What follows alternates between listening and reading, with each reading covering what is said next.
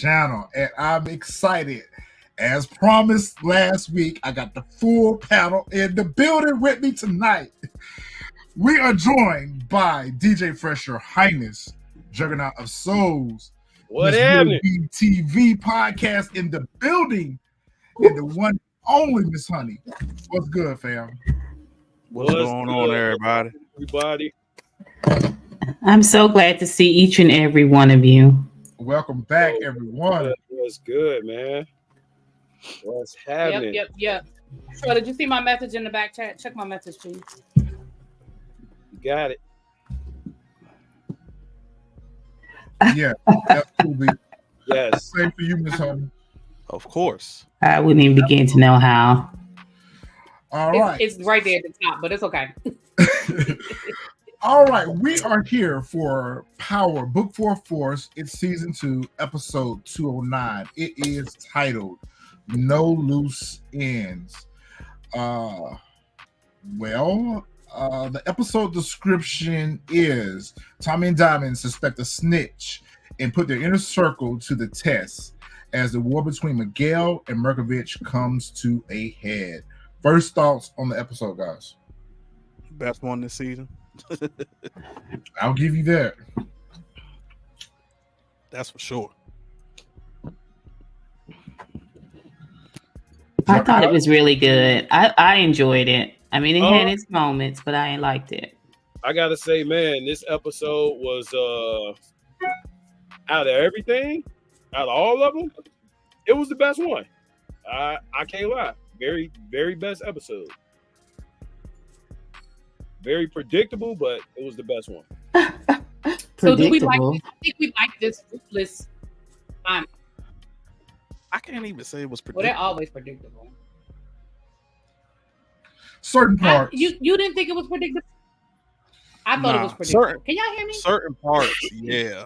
Like, of course, we knew about, Leon daddy and stuff, but like certain parts of it was, but like I wouldn't say like the entire. You didn't know Grandma was gonna go kaboom? Nope. Well, not to that point. Yeah. No, I knew Grandma was gonna go kaboom. Yeah, as soon as she said, "Let me borrow your car," I was like, "Oh well." Yeah. As soon as she said that, I knew she was up out of here. I seen Godfather a million times. I knew it. It was right. As soon as she borrow your car. It was casino. It was either she was gonna kaboom or either there was gonna be projectiles that hit the vehicle. Yep. That put an end to her unalive her. That's what I thought. Or Marcus, thank you for the super chat. And to answer the question, which sex scene was the worst? It absolutely was, Stacey. It was just a little light hunching. I told you that. It was unnecessary. It was unnecessary. So unnecessary. I fast forwarded. As soon as I saw, I was like, "Yeah." It was so stiff. I was like, "Why is it awkward?" So you're right, Lazy. You're right. Together? It was so awkward. Yeah, it was very awkward. I was like, "Did somebody super glue them?" Because they was just right on it. I was like, "Y'all pick up." It was a hunching. It was just basically hunching. Shout out to the best chat on YouTube, guys. Welcome in. Y'all come on in and hit that like button as y'all are coming on in. Take a seat, get you a drink, and relax, because y'all know we finna be here for a while. Yeah, well, I ain't gonna be here for a while. I'm just playing. We're gonna be here for a while. Yeah, I still need them to explain to me what's the purpose of Stacey and Bobby even being married at this point. Like, I don't even understand why that's important to the story. They could have just been co-workers and we would have gotten the same effect. Pretty much. It seemed like at first they were trying to make it like build up this whole Stacey burned the police department and she's got some bad blood and it puts him in a bad situation. But you're right. It seems like they've just finally gotten away from that and it's just unnecessary at this point. It is unnecessary. It's very unnecessary. All right, so the episode starts off with Tommy and Diamond. They are getting rid of the parole officer's body. Looks like they have buried him. And bro, go ahead, CJ. They have buried him. They have gotten rid of the body, but they don't look like they've been digging no ditch to me. They look pretty clean and in broad daylight. And what happened to the 24-hour surveillance on Tommy? They missed that. They didn't see him with a whole shovel, and they're using his car. Like, yeah. What happened to the surveillance? I guess they were on a break. I guess after Vargas got after what's his name got snuffed, I think they were on a break. Yeah, they were on a break. But What's good, Miss Sharon? What's good, Xavier? How y'all doing? It do look like Lady they V, very Virgin right Love. under the L train. Lady V. Alex Minaj, what up? Okay, so I know this is the episode starting, but I do want to bring up the time jumps. Like, the time jumps are crazy. It's just like a conversation. Tommy's doing yada, yada, yada. And then next thing you know, he's closing the door on his loft. I don't know. I mean, not that I need to see them driving and moving around. It's just the time jumps. It makes it that much more fast tracked. You know what I mean? There's already a lot going on, but the time jumps don't help. I didn't think it was any time jumps on this episode. At least this one. You're just so used to it. I kind of agree with what you're saying, Miss Honey. The continuity is all over the place. Like, you know, I'm just trying to figure out what at this point, I'm trying to figure out what season we're in. I guess it's safe to say that we're in summer, but you know, sometimes they dress like they're in the winter. Sometimes they dress like they're in summer. It's just that's just like on book 2. It's never summertime in book 2. Sure ain't. It's always winter. Tommy Fade be on point, but listen, it's always like somebody just said cut. I'm telling you, it's always every time they enter a scene, it's like somebody just said cut, and then they're like, "Ooh!" At least they gave her a little wig, a little fluff, and see, I like it better when they cover some of that neck up, because when she give you a lot of neck with that wig, it comes off real hostile. But if she just give us a little light mock turtle. She looks pretty here, pulled together, and she had pumps on in this episode. There's not enough costuming and design they can do for a turdy tight wig. So speaking of a turdy tight wig, she is having a conversation with Bobby, basically saying that, you know, she's gotten a warrant signed and that they can go pick up Tommy. And Bobby's looking at her like, "Are you serious? Like, are you for real serious?" Like, no. We're going to either do this case by the book or I'm going to testify against you on the defense. So their relationship is very unique because he's holding her accountable. And I think he's the only one at this point that can hold her accountable because she is somewhat a little bit out of control. Right.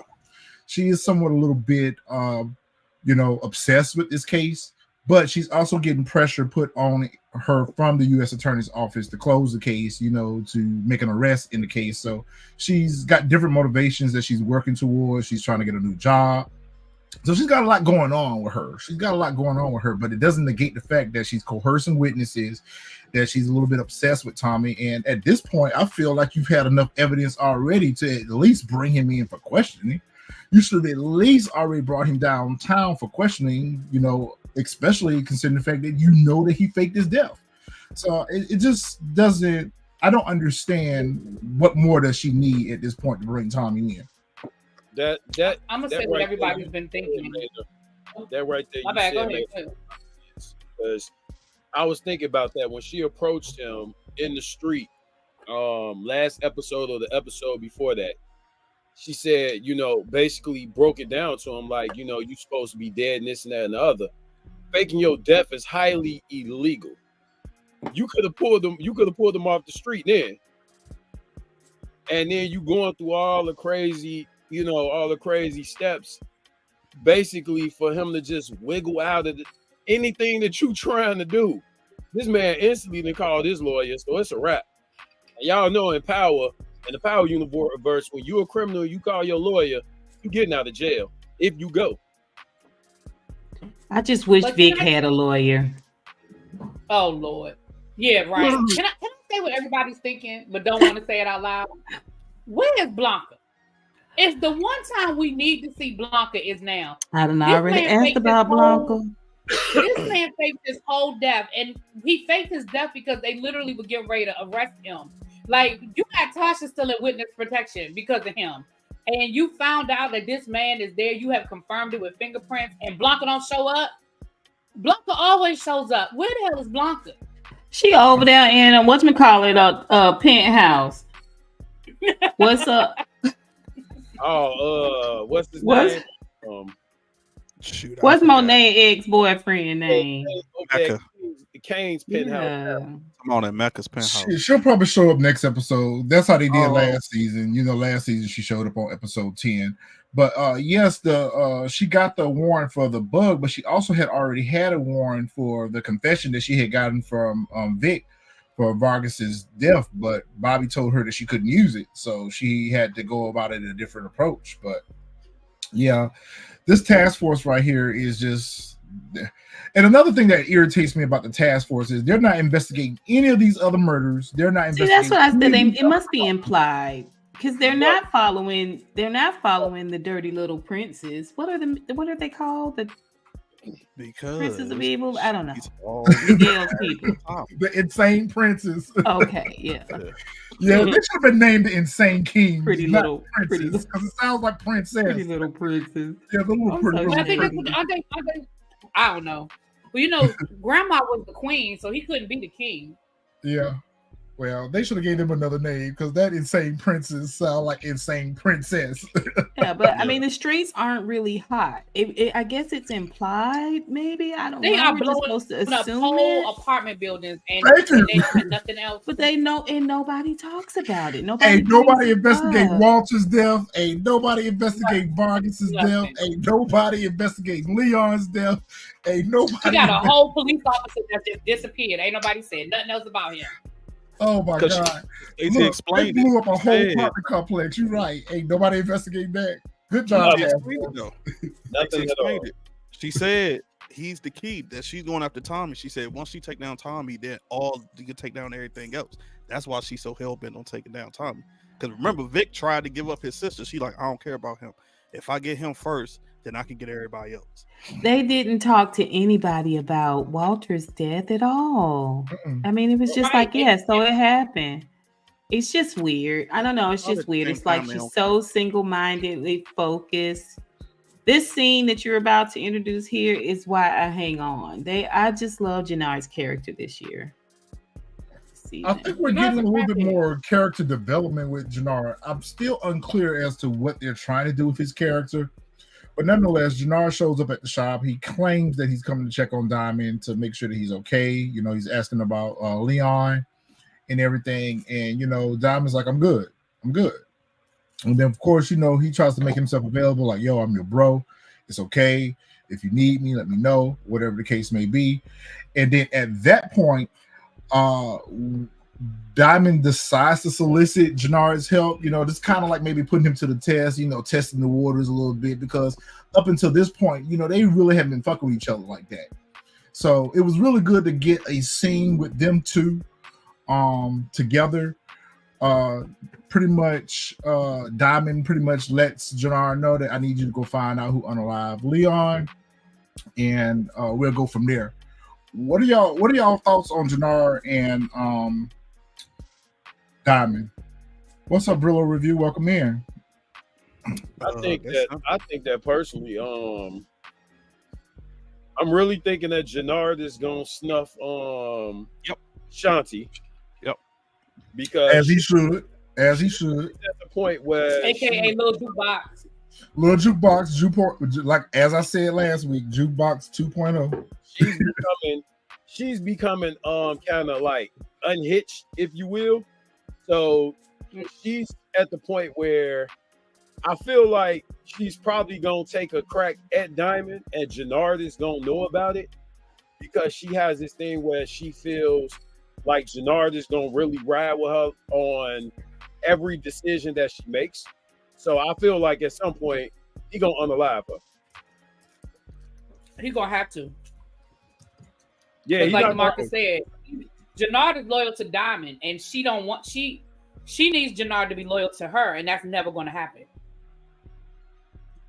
Yeah, that's pretty much. I told you it's gonna come down to it. When we get to that scene, I'll go into it more. But this whole scene right there, I can just tell like he was trying Virgin Love, I agree with you. I feel like it's kind of unclear what they're going to do with Janard's character, because they seem to be shifting the writing a little bit with Janard. But I must say, he is the quickest person I've ever seen to kick a habit. I mean, I ain't never seen it before in my life. I ain't never seen it before in my life. And I used to work in a substance abuse facility. I ain't never seen nobody kick a habit that quick. He kicked Okay, that so listen. in a salad. You could kick 2 hits. He really technically just had 2 hits and a little cocaine. I mean, you could. It's possible. No, Listen. Miss Honey. Nah, No, Miss Honey. No. That dude was walking through the streets talking about something. I'm sick. I need Sick, help. right. He was a full blown addict. To me, that was he out here stealing people jewelry and everything. Nah, Miss Honey, that's more than 2 hits. I know that's your dude. I know that's your dude. But technically, we're living in the fantasy world because Tommy is able to walk through the streets of Chicago and he hasn't even been scuffed up, let alone mollywop. That's true. Janard can. But I mean, when has it happened? Because it never happened on the original Power either. Yeah, it did. Well, so listen, this is what I was going to say about Janard. He got that little weak gunshot. That little weak gunshot he had, that little graze. That was about it. Yeah. Yeah, he was out here robbing people and everything. Nah, I agree, Kenya. So I mean, Janard really, to me, I just want to say this real quick. Janard, to me, has really had a great storyline. Yeah, he kicked the drugs fast, but I mean, it's really he's the only character that we've gotten vulnerability. We've gotten, I mean, I've enjoyed him. And I do think they don't know what they're going to do with him, but I think it's undecided because we could go either way at this point. Janard is moving very, very smart. Even the way he handled Shanti. Just saying, he might be a sleeper. I agree with that. I'll give you that. He might give them a run for their money. Like, we don't know where Janard is going to end up. I would have thought he would have been dead by now, but no. And he's got several things going on. So what's going on right here with Miguel and the grandma and the sister? You know, I'm getting to the point where I'm getting a little irritated with this storyline too. I need to push it forward just a little bit because I feel like every scene that we get with them is the same. I feel like it's the same conversation. It's the same. You know, that grandmother keep trying to put Miguel on point and giving him the advice that he's not taking heed to. And we see what happened this week as a result to her. But I need them to start questioning Mireya. Like, ain't nobody paying close enough attention to her that she's starting to move a little different. She's starting to act a little funny. You know, she's trying to alienate herself from Miguel. She's distancing herself from Miguel. But, you know, ain't nobody really peeping game. Nah, because remember they got into, what episode was that? Her and Miguel got into it, and that's when she told him, okay, from now on, start doing your insulin yourself. And she said they haven't really shown her do it anymore either. They really haven't shown her do it. That's in the last episode, remember, he said to her, you still mad at me. When they said they Right. That's why they ain't people moves. I mean, because I'm being honest, I kind of disagree. I think this is one of the few situations where they do show progression, because every time Miguel and Grandma are talking, Grandma is giving him some game. Now, whether he's listening or not or taking heed to it, that's another conversation. But like last week when she told him watch out for Nunez. Before that, she was telling him watch out for Tommy. Before that, she was telling him about Jay and how he was, and basically explaining to him why he needs to, listen to what Jay telling him and not rock the boat. Like, I feel like Grandma I feel like that was a good one. Yeah, Grandma was putting him on game. I'm still going to hang my hat on the fact that I'm going back to episode 1 review, where I still feel like how they're going to ultimately end up getting rid of Miguel is through that insulin. I think they're going to give him a fatal shot or something to take him on up out of there. But at this point, who do we feel like is going to take Miguel out? Do we feel like it's going to be Tommy? Do we think it's going to be Mireya? Who do we think is going to end up taking out Miguel? It will have to be his sister. If it's the insulin, it's got to be his sister. Because nobody else knows about that. And I think she's going to refuse to actually give him the shot. Nah, I think she's going to give him the shot. And I think she's going to give him that fatal shot. Like, I think she gonna kill him to keep him from killing Tommy. Exactly. That's where I'm going, Miss Honey. Yep. Exactly. When he said that he was gonna kill Tommy, that's what did it. I said, "Oh, Mireya gonna be the one." She the same piped thing up. Claudia did to old girl to keep her from killing Juliana. Is it Juliana? She piped up when she heard him say that he was gonna get rid of Tommy. Oh yeah.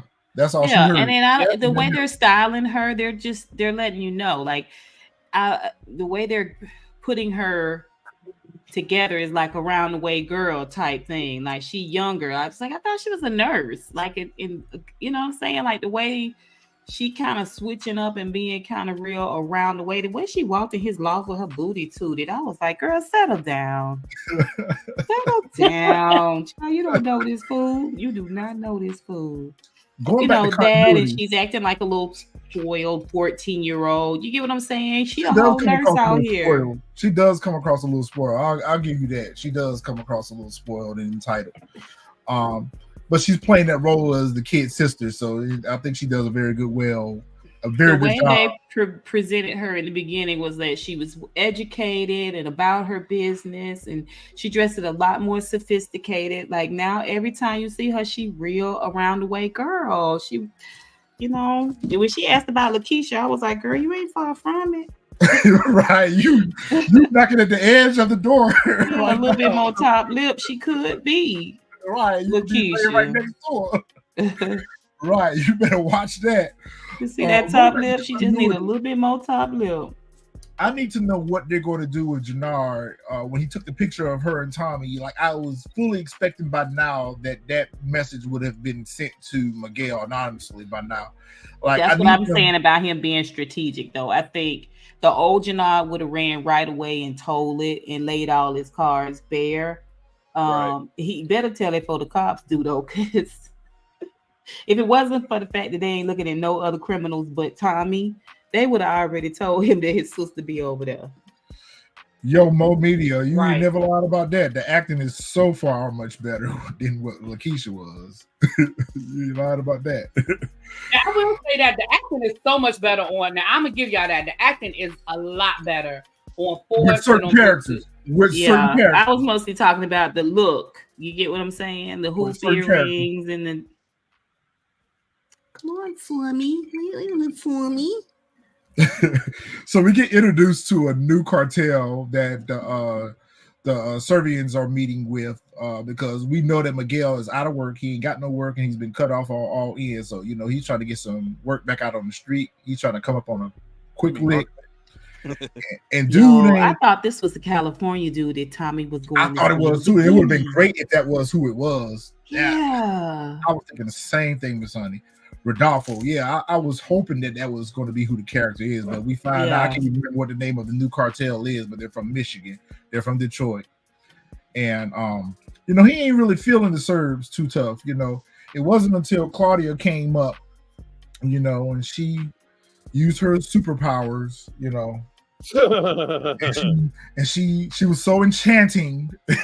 She mesmerized the new cartel. Like, oh God, we're not going to get rid of Claudia. How she even know about, like, how she even show up? Because it don't look like she was invited to the meeting. Like, she wasn't invited to the meeting, but it's implied that the meeting was held at one of the clubs in the Viagra Triangle.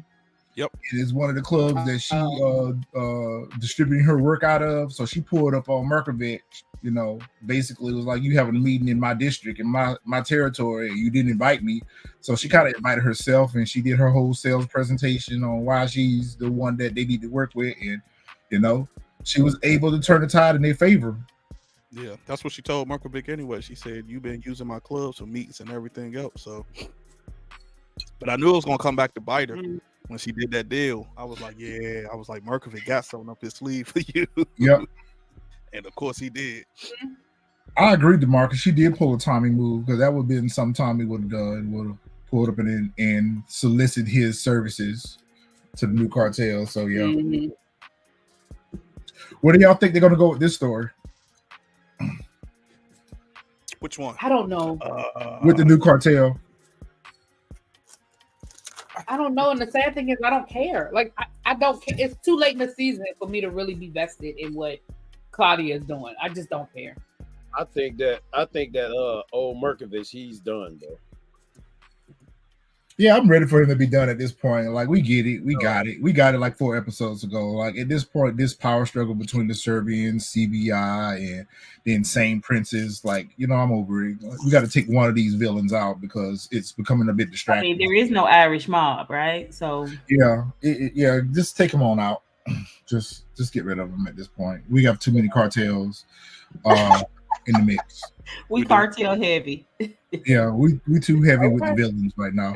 We got Claudia as a villain. We got Shanti as a villain. We got Janard as a potential villain. Miguel, Chi, and now the Serbs. Like, it's a little too much. Take some of these players off the board at this point. What they're doing is they're setting us up for character development for season 3. So that's basically what they're doing.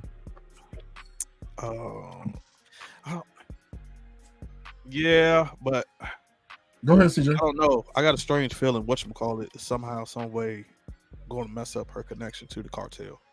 I got a feeling if it ain't Tommy, it's probably going to be Vic. Somebody's going to mess up her connection to that, or Mirković just might screw her over altogether. Somebody's going to mess up that key connection to the cartel. I just see it coming.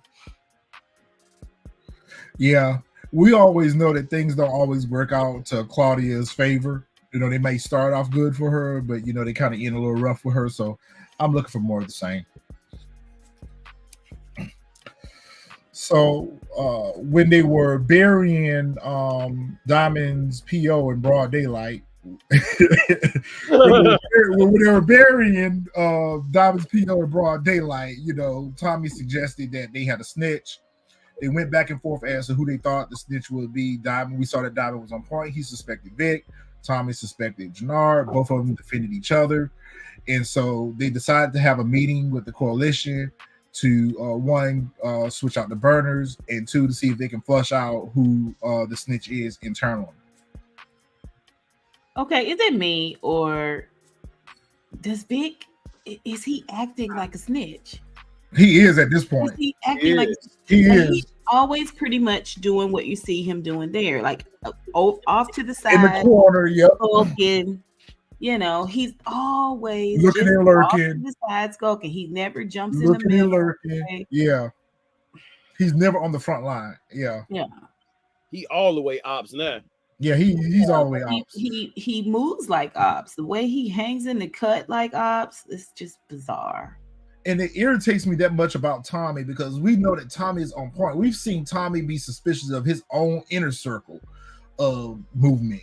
So the fact that Tommy hasn't woke up to this yet, and it really peaked game with Vic. Like, I don't even understand why Tommy has such a soft spot for Vic. Because they ain't really done good work together as it is. So, like, you should be on Howard with this dude right here. But Tommy's just too trusting of Vic. And I don't think he's trusting of him. I think it's more so because he trying to get back at Claudia so bad, and because he told him straight up, like, I want to make her suffer. So it's like that's why he wasn't thinking nothing of Vic, especially once he found out Vic unalived his own father. So that's when he was like, "Oh, okay."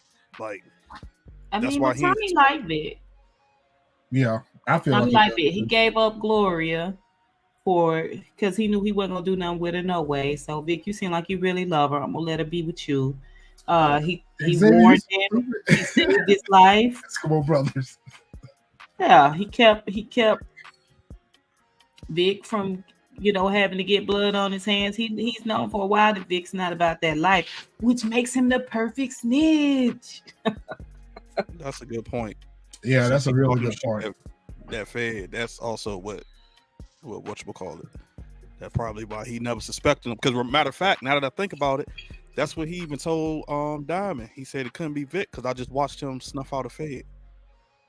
Yeah, but again, the fact, like, you forgetting the fact that you walked up on him with the fed to begin with. Like, yeah, he did it, but you basically gave him no choice. You basically let him know either you do it or I'm doing both of y'all. So, like, right. He gave him the answer to the quiz.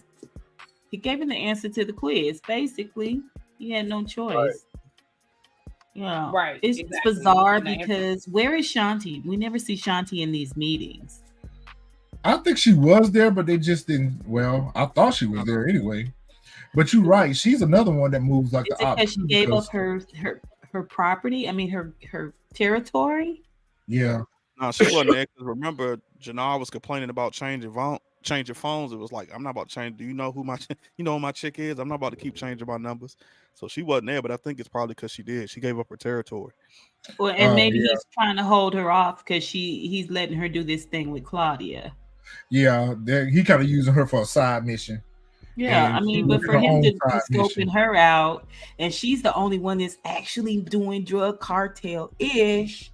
But you look at Vic. What's Vic doing?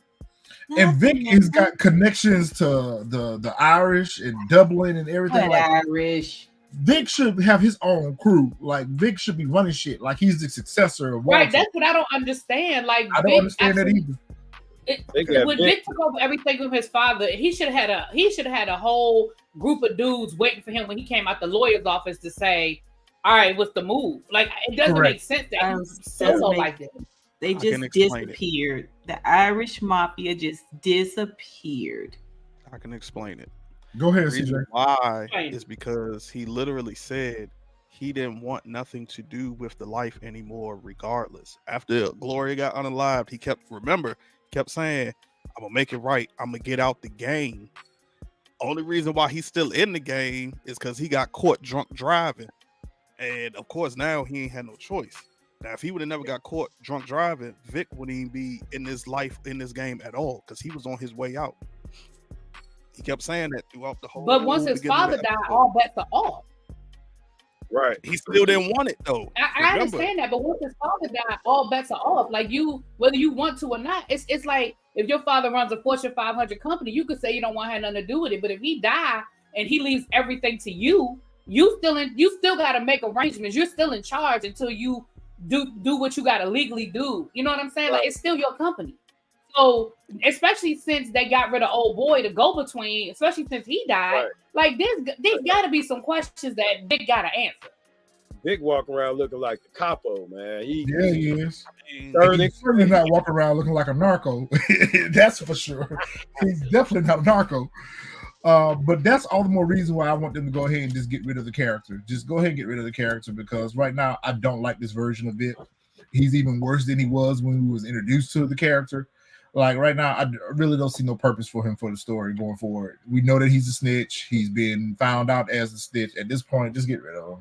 Yeah, I mean, I don't think he's gonna be back for season 3. If he was, then we'd have never exposed him as the CI. So back at the task force, Attorney Tightwig comes in and she announces to the task force that they got a warrant for them to put a bug on Tommy, and she wants to get it in his place. And they inform her that Tommy has beefed up his security. He's got cameras and stuff all around. That's going to be highly difficult for them to get into his loft to plant the bug. And that's when they make the decision then to use Vic as the person to put the bug in place. Like, well, actually, her husband did that. Yeah, her husband made that decision, right? He realized everybody was like, "Yeah, nah, we ain't doing this." They all of them was about to go against her. All of them were getting ready to stand up to her and be like, "Nah, this ain't gonna work." Like one of us already don't got unalive behind this shit. Like you try to send us close enough to put a bug on him, ain't happening. This chick right here look like a real police officer. She look like a real police detective. She looked more like a police detective. No, this chick you got in the picture here, she looked more detective than Stacy. Yeah. Especially the way he sang, and I forgot the other cop. I forgot her name, but like, yeah, they went forward. They was like, it's gonna be impossible. Like, and she, especially when she said, "I don't care, it's gonna get done." That's when everybody was like, I think right then they was about to rebel. Then he just happened to jump up and like, all right, we can do it this way. Yeah. Here's my thing to this. You need a bug to be put inside his house when Vic was already wearing a wire. What happened to that one? She said it wasn't enough conclusive evidence on it. They said that Tommy's house was like Fort Knox. So I'm just trying to figure out how Vic hiding a bug. What happened to the wire that he was wearing as a necklace? She mentions it that it wasn't enough exclusive. It wasn't They enough want to evidence. keep making a deal with the cartel. Yeah, and you have to also keep in mind that Vic was manipulating the use of that wire as well because he was turning it on and off. Oh, And he yeah. let them get what he wanted them to hear versus. So basically, this is an attempt right now to get everything, any and everything that they can, because they kind of suspicious of Vic too, working both sides. So Right. I think this was her way of saying, okay, well, we're gonna just put a bug in his house so we can catch everything then. I mean, she gave her husband that bone though, because even when he threatened her, she was just like, "Ciao, bye." You ain't gonna do nothing. Yeah, they set Vic up for the okie doke. Like he is collateral Yeah. damage at this point. It's almost like she doesn't really care if he gets killed or not. It doesn't even matter. Right, I think because her you husband's remember, probably going to be in the this one that episode, he ends up asked for getting Witset. He asked about Witset. She's like, "Oh, He we'll get to did. that." I don't know why he don't ask for a lawyer though. That's Yeah, silly you need to to ask for a me. solicitor. At this point, you need to ask for somebody solicitor.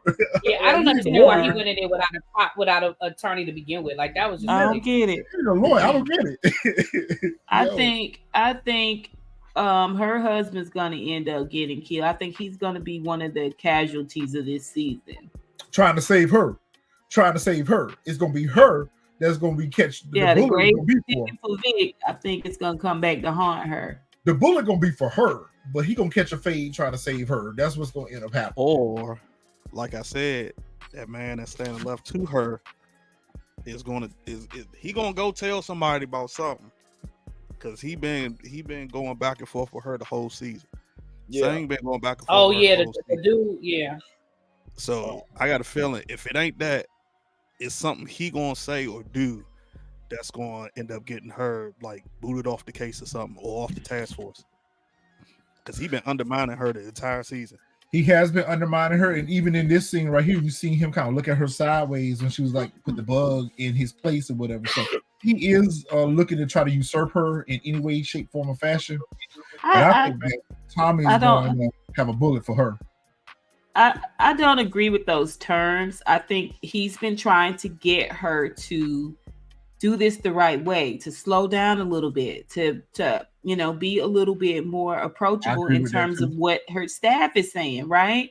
I don't think he's trying to usurp her. I think he's trying to keep her from making a butt of herself and losing her career altogether. She's trying to me, the way she's coming off, she's, what do you call it, diminishing him. You do what I say regardless. I ain't trying to hear somebody else's opinion. Yeah. Did I ask you for your opinion type thing? Right. She's being very demonstrative to him, even when she came back and said, "Hey, thank you so much for, just understanding. You just really helped me to see. I'm gonna give you a light little hunching and go run along. You know what I'm saying? Run along, little fella." Oh. I think that he has been, because remember, ever since when she took over that interrogation of Vic, he ain't been right. He been undermining her ever since. I don't think it's like he looking out for her. It's the simple fact that like he's like, "Yo, you going to destroy the case." So like any and everything she does, he has a comeback for it, or he looks at her crazy. Like, remember, that's what episode was that? She kicked him out of the office. Yeah, and he was looking like, "Are you serious?" And you know what it is? It's the reincarnation of Angela and Sax. That's what it is. That's exactly what we're seeing here, because Sax and Angela had the same contentious relationship. They were working towards the same goal, but Sax never really agreed with Angela's methodology. He never really respected her as an attorney or whatever the case may be. So he always took opportunities to make a little dig at her. With this guy right here, it's not the same. He's not as obvious or boisterous with it as Sax was, but it's the same parallel. It's basically, he's like, well, she gonna fuck this case up or whatever the case may be. And, he's gonna take every opportunity to remind her that that's not the way you should be doing this. So I think it's a combination of both of y'all opinions. I think Miss Honey, you're right in some respect, and Fresh, you're right in some respect. But I think really what they're doing is, it's the same thing I always complain about, is they're recycling the story arcs from other seasons of Power, and they're just rewriting it for different characters. It's the same situation between Sax and Angela that we're seeing here with her. But because, she the colored attorney, she's not going to get as many chances as Angela did. I don't think Attorney Tightwig gonna make it. She toast. Poor Greg Knox. She's not gonna make it. She toast. She toast. So Diamond shows up at I can never remember this girl name. Gianna? Yeah. Gianna? Yeah. Leon Mama. That's it. Leon Mama. Leon Mama. Leon Mama. Diamond shows up to her crib and he's going to return a pair of sneaks and a comic book that Leon left at the gym. She meet him at the door and she was like, you could still see that she's grieving. And she's like, Diamond, what you want? Then Jamal comes to the door and, he want to swell up his chest at Diamond and you want to start talking shit to Diamond. I'm like, did you not remember this dude almost snap your neck with his bare hand? With his bare hand. Like, first thing I thought about. Like, bro, I would have stayed in the kitchen. I wouldn't even came to the door. Right. When I heard that nigga voice at the door, I would have went upstairs. Like, listen, if I would have came to the door, I would have came to the door with the strap. Like, oh, you coming to the door, you want to try to, swole up at Diamond? Like, bro. Well, he doesn't know that the parole officer's there. He really thinks that Diamond Gary go back to jail. Yeah, he really think that he don't got his revenge on Diamond. You're right. So he was a little bit cocky in that sense. You're right, really, D. That he was like, oh yeah, nigga, you ain't got time. You ain't got time left. So you better enjoy this moment while you can because you finna get locked the fuck up. And you basically sealed your fate there because you basically told Diamond that I'm the one that snitched on you. So you'll find out. What he said? You'll find out. You'll see. You'll see. I was just still shocked he was there. I was not expecting him to be at that door. Be in the house at all. So when he popped up, I said, "Oh shit, okay." I said, "I guess she let the old thing back in." But the chat, people in the chat are saying they think that Bobby is a dirty cop, that he working with Che. That'll be a nice little flip at the end. That would be a nice little flip. I don't think so. I think it will be the Asian man. If you want to call anyone dirty, I think it will be the Asian man before Bobby. I think he might be the one that because at this point, I think we would have had some type of indication. We would give some type of indication that he's working both sides. Like, he wouldn't be trying to help Stacy so much. Bring Tommy stay out of trouble. Yeah. And I think we're getting something that we've never seen in the Power universe, and that's actually a good cop. I think the closest that we may have gotten in the Power universe with a good cop may be Agent Donovan, the black dude that was on OG Power. But this dude right here, I think that's the character that he is. He's just a good cop. He want to do things by their book.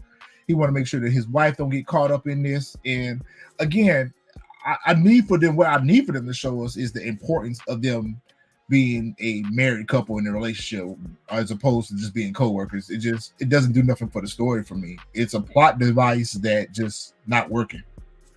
I mean, just like Jamal showing up at this door right now, it's a plot device just to further the story along. I think this Bobby guy is fodder, but that's just him looking like when keeping it real goes wrong. You had to open that door up, huh? Yeah, you had to come to the door. He didn't open the door. Gianna opened the door. He had to just assert his dominance on the house. He had to prove his love. Yeah. No, he had to say, stayed his ass in the back. Yeah, stayed your ass in the kitchen. And let her get them gym shoes. You get some pancakes going or something, bro. You should have stayed far away from that door. That nigga done choked me out and told me to leave them folks alone. Man, listen, he would have been the last person he saw at that house. Listen. He want to make it seem like he wanted her back, but she's not even gonna be on here past this season. So it doesn't matter. First off, you got choked to the second of you losing your life. I wouldn't even went back to the house. You got choked to the second of losing your life, and you go back to the house and you up in there. Nah, bro, I'm straight. Nah, I'm good. I damn sure ain't going to confront his ass. Right. He should have went in and ate them grits and eggs that she fixed for breakfast and just every morning. Yeah, every morning she fixed bread. You should have stayed in the kitchen, bro. You up out of her. So, she want to be. Pocahontas shows up to Tommy's loft, and she got her little chest bowed out too. Like, who's LaKeisha Grant? And I'm like, little mama. Ooh, on his face, I thought he was finna snap her neck. Yeah. I thought he was gonna think she was the snitch. Yeah, that's what I wanted it to be. That would have been great for the story if he would have actually thought her. He has already choked out one girlfriend. He cannot choke out another. Shit, he should have went off on her when she started asking about that, which I thought he was getting ready to. He was like, "Well, who told you that?" Whatever. But we saw that Tommy is trying to work on himself. Tommy is trying to work on himself because he took deep breaths. He stayed calm. And he's trying to explain. He almost was honest. He was almost honest. He was honest up to the point of not telling her what happened to Lakeisha. He was honest with letting her know that, yeah, she was my girl. I was getting ready to marry her. She wasn't made for the life, and now she's unalive. But he left out a few details in between, but he was honest enough with her to put her at ease, but not honest enough to let her know that, listen, you need to fall back off of this because you're in danger. You're in the danger zone. No, he was honest. He just didn't say that Tasha was the one that unalived her, though. I mean, he said that she got killed. Long, deep kiss. She wasn't for the life. He honestly didn't unalive her. He just never said that Tasha was the one that unalived her. He just said she dead now. She wasn't for this life. He said she did. I didn't think he was gonna snap her neck though. I thought it just scared him, like, yo, because you see, he almost damn near got teary-eyed when she brought up her name. So I think it caught him off guard. Like, wait a minute, how you know about that? Yeah, that's what they should have asked about. That's what she should have asked. What Attorney Tightwig should have done was she should have said, ask him about Holly and Lakeisha. Because then there would have been more to tell. Then there would have been more to tell. Then she could have planted that seed that there's a pattern of Tommy getting rid of girlfriends versus just telling him about Lakeisha. She should have told her about Holly and Lakeisha. That way she would have really been like, oh shit, I'm in danger with this dude because he gets rid of his girlfriends or whatever. Yeah, but remember, they didn't know about Holly. And remember, the only reason they knew about Lakeisha because Lakeisha was about to snitch. Yeah, she had signed them cooperation papers. Yeah, she had signed the paper. They ain't know about Holly. Remember, he unalived her in his apartment, so they ain't never know that Holly got but they know she went. Yeah, they never knew. Yeah, but they knew she went away because they were trying to flip her too. Yeah, Holly ain't have family and all that, so people really be looking for her. So. Yeah, but I thought they were working on her, flipping her to be a witness too. Holly was pregnant though. She was a scallywag, even though I don't think he knew about the pregnancy, did he? Yeah, but they probably figured he didn't until Tasha told him. He didn't know about her. Probably figured they just sent Holly off. Wow. Lakeisha, they had on paperwork. Yeah, they had paperwork on her. You right. That's how Tightwig knew about Lakeisha. And then not to mention, I think Angela was the one that was trying to flip Holly. Yeah, Angela was trying to flip Holly. But Tommy unalived both of them, so there it is. Kate know about Holly, that's right. Kate is Holly. Holly is Kate. I'm right about that too. Okay. Scallywag. Y'all is too much. All right. Poor grandma. Grandma still sitting here trying to give her grandson some advice, and he's just too stupid. He's too much of a brute to understand that you're not moving like a cartel kingpin. Like you out here exposed too much. Oh, they show him sitting down so much. All the time. He's not Shay. No. You know what I'm saying? He's supposed to be out there hustling. Like he comes across as a worker. He comes across more of a worker than a boss. That's what she was telling him. He's supposed to be sticking and moving. Always right there at the house. Yep. Listen, can I tell y'all how I feel about this? I feel like Miguel wasn't the brightest bulb in the bunch, but he was the only son and had to take over, and that's why Grandma really be talking to him like that because she really don't trust that he can run it, but she ain't got no choice. Because we ain't seen him with no brothers. Have you seen any brothers? Nope. But when she sat him down at the table, though, she told him about how much she had seen and how the men always do and how it always go. That's why she was letting him know, and just trying to give him that little bit of guidance. I mean, she really gave me the vibe that she should have been running the cartel, really. But because, she really feels like she should be. But because of how things are set up with men versus women, she kind of has to try to lead through him. But everything some men just like You know some what, men. Media, we were talking Everything about got to be his idea. You know what I'm saying? He too slow to move. Like it he's too gets on slow my to nerves react. every He's time too slow to they show react. him he eating Yeah, he's too or slow to react. drinking. Or need an Yeah. instant shot. Yeah, but I agree, Mo Media. We were talking about that last week that we would have liked to have seen just a little backstory with these characters and see how they came into power. I mean, we got the backstory. They just didn't show it because she told the whole backstory. How his grandfather, like that was the backstory. They just didn't show it. That's all it was. We got the backstory. And to be honest, I think the reason why she's not in charge is probably because of the simple fact that like her husband was probably working for Chi's organization. So he wasn't one of those that had like his own cartel. He was probably like how Miguel is, the plug. Yeah. Remember, she kept telling him like, "This is what happened to your grand. Like, he let this person come in, take over his spot, and look what's happening." She's trying to forewarn him. She's trying to forewarn him of what the potential risks are in his life, and she warned him about the worker. Is Miguel the distributor, or does he sell? Do he have corner boys? Like, what's up? He's the plug. So basically, he gets his work from Chi. And then, like how Tommy was doing, they come and buy it off of him. He the plug. Yep. So basically, like he the middleman. He's selling bricks to different street gangs or whatever you want to call them out there. So like, cause none of his people is on the corner. He just the plug. So he's trying to. Y'all haven't gotten there yet, but I was gonna say, is he trying to make partnerships because they're gonna be in the plug business together? Like, it's throwing me off. I think he was content with what he had going on up until Tommy came into the scene. Yep. When Tommy came on the scene, it kind of made things a little disruptive for his organization because at that point he was feared. At that point, he was able to sell off the work for whatever price he wanted to sell it off. Tommy is a little bit of a wild card that he's got to try to figure out how to move this wild card out of the way. But at the same time, everybody likes Tommy and he's making money off Tommy, so he can't really necessarily move that roadblock out of the way. But now Tommy has presented a roadblock where now he's losing his authoritative figure because of the moves that Tommy's competition. He got competition, yeah. Okay. Yep. I see what you're saying.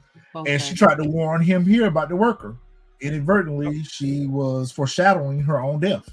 Nah, it wasn't this one. I thought it was last scene. I thought it was last episode when they was at the She said something about it last episode too, but did she say something to him about it this week too? At the dinner table at the quinceañera, and she said something to him this week too. Yeah, she said something to him this week too. So really, to be quite honest with you, the warning that she was heeding to him was foreshadowing her own death because she was basically telling him to, look both ways before you cross the street, but she didn't.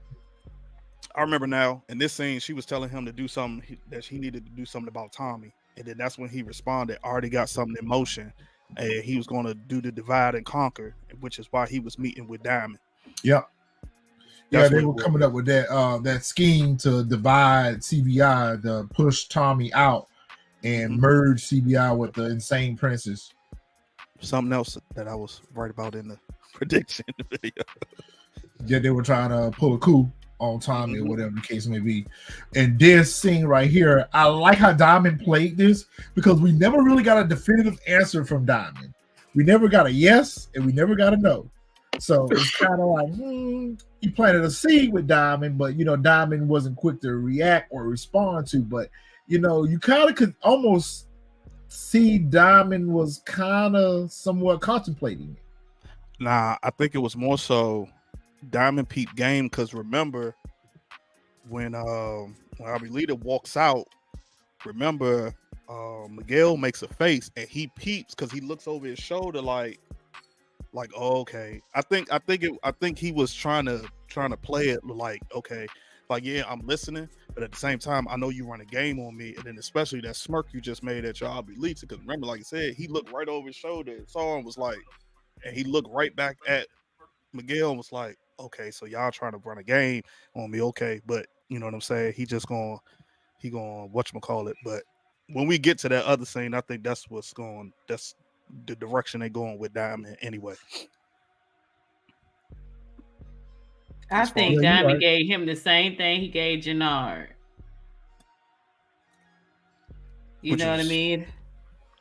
It's just, I'm listening.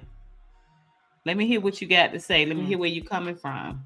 Yeah, that's all it was. I don't know about y'all, but like I said, I wasn't expecting this so at all. I saw this coming. I saw this coming a mile away. Yeah. I did too. Honestly- I'm going with really B because when she made that comment about let me borrow your car, that my car is in the shop, I was like, oh yeah, this. When she was like, "Where is so and so?" and she's like, "Oh, I'll do it myself." I'll drive myself. I was like, yeah, as soon as she get in that Even car, when he said, when he said Nunez got my car, I said the same dude that your grandmama just told you is trying to get your spot is mad at you. You let him use your car? Okay, cool.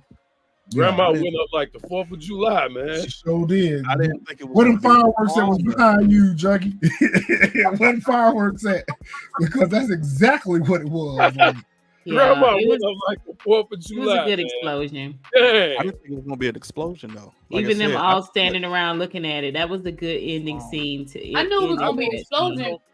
I knew it was Again, I knew it was gonna be an explosion because he had the car. If they were just gonna do a drive-by or something, I would not have expected that. But when she was like, "Let me use your car," I said either A, they're gonna drive by and shoot the car up, thinking he's the one driving it. That's Or what I was B, thinking. Yep. when he said Nunez got my car, and like you said, when he was nowhere to be found, I said, "Oh, that car about to blow up." I was like, "That's about to be some old Goodfellas right here."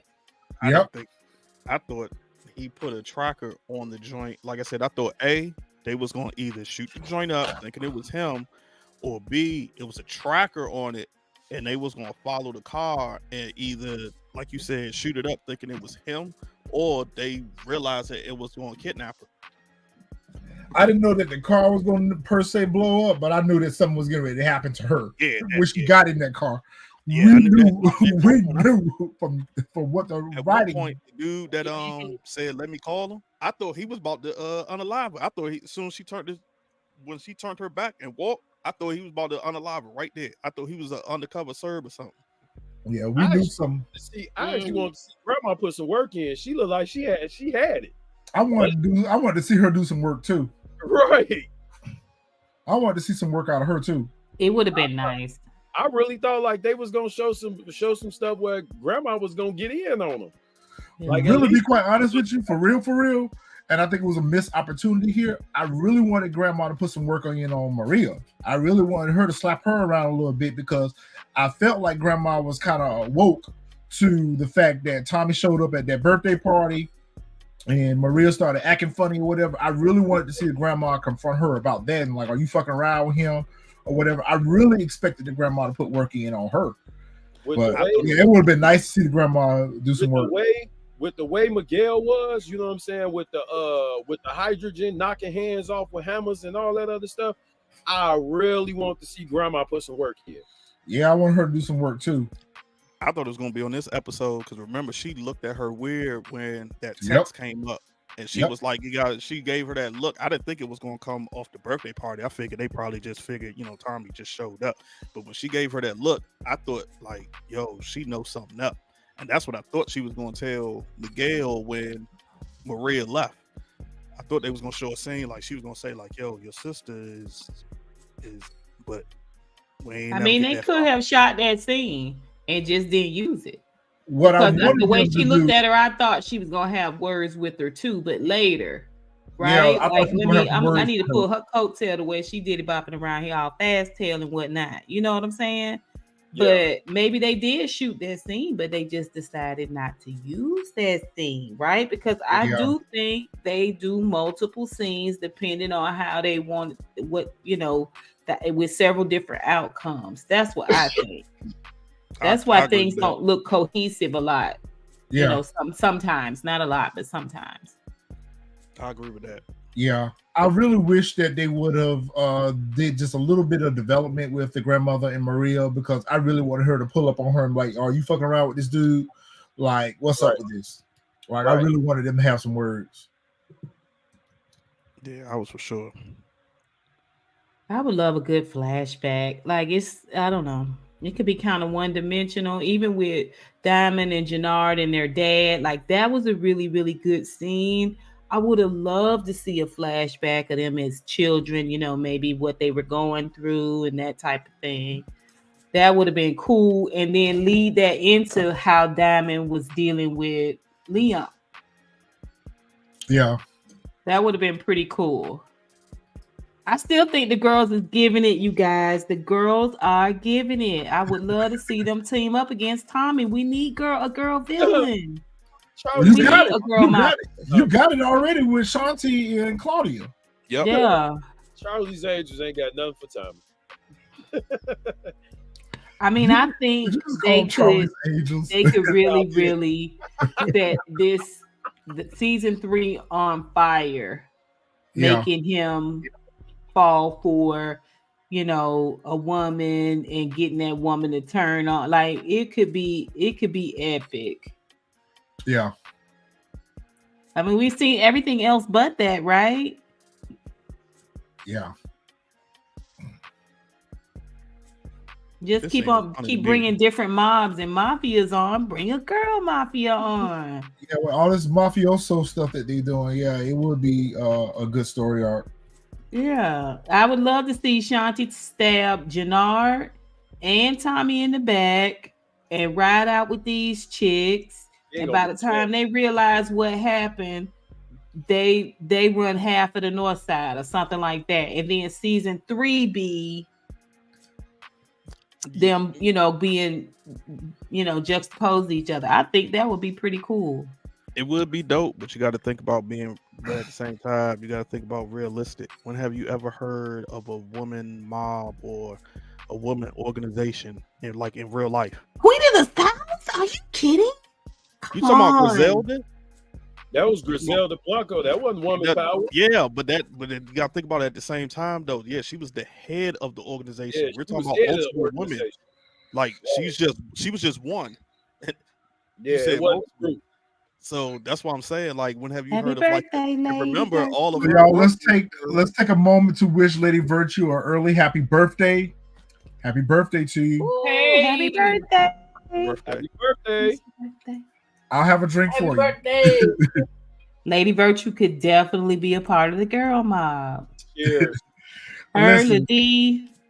Listen, all of my female crew over here, y'all all could be part of the girl gang. Y'all will be ruthless. Speaking of the girl crew, so the casting on Elise is just terrible. So Miss Becky is here, and Claudia and Shanti are having a conversation in regards to the lick that she just pulled up on or whatever. And she's explaining to Shanti that, listen, I ain't have time. I had to act fast, but the caveat to it is we're gonna have to do the 100% buy-in in order for us to get this work. We're gonna be working with a new cartel. Shanti was like, what's the price for it? And she's trying to figure out how they're gonna come up with the money. Claudia don't got the money, and of course Becky solicits herself. She's like, don't call me Becky. I don't like this character. Right. Yeah. Who else feels like Elise is going to be collateral damage? Like Claudia ain't more interested in her. It seems like Claudia is more interested in Shanti than she is Elise. Like Claudia ain't seeing it for her. Claudia don't want her. She been in love with her since the 7th grade and whatever. Like she using that lady for a means to end, and she gonna do her just like she did the other chick that she was running with, the Asian chick that she was running with. She gonna do her just like she did the doctor that was doing Dahlia. Like Elise she ain't gonna make it out. She ain't gonna make it out fucking around with Claudia. She ain't gonna make it. But I agree with you, Virgin Love.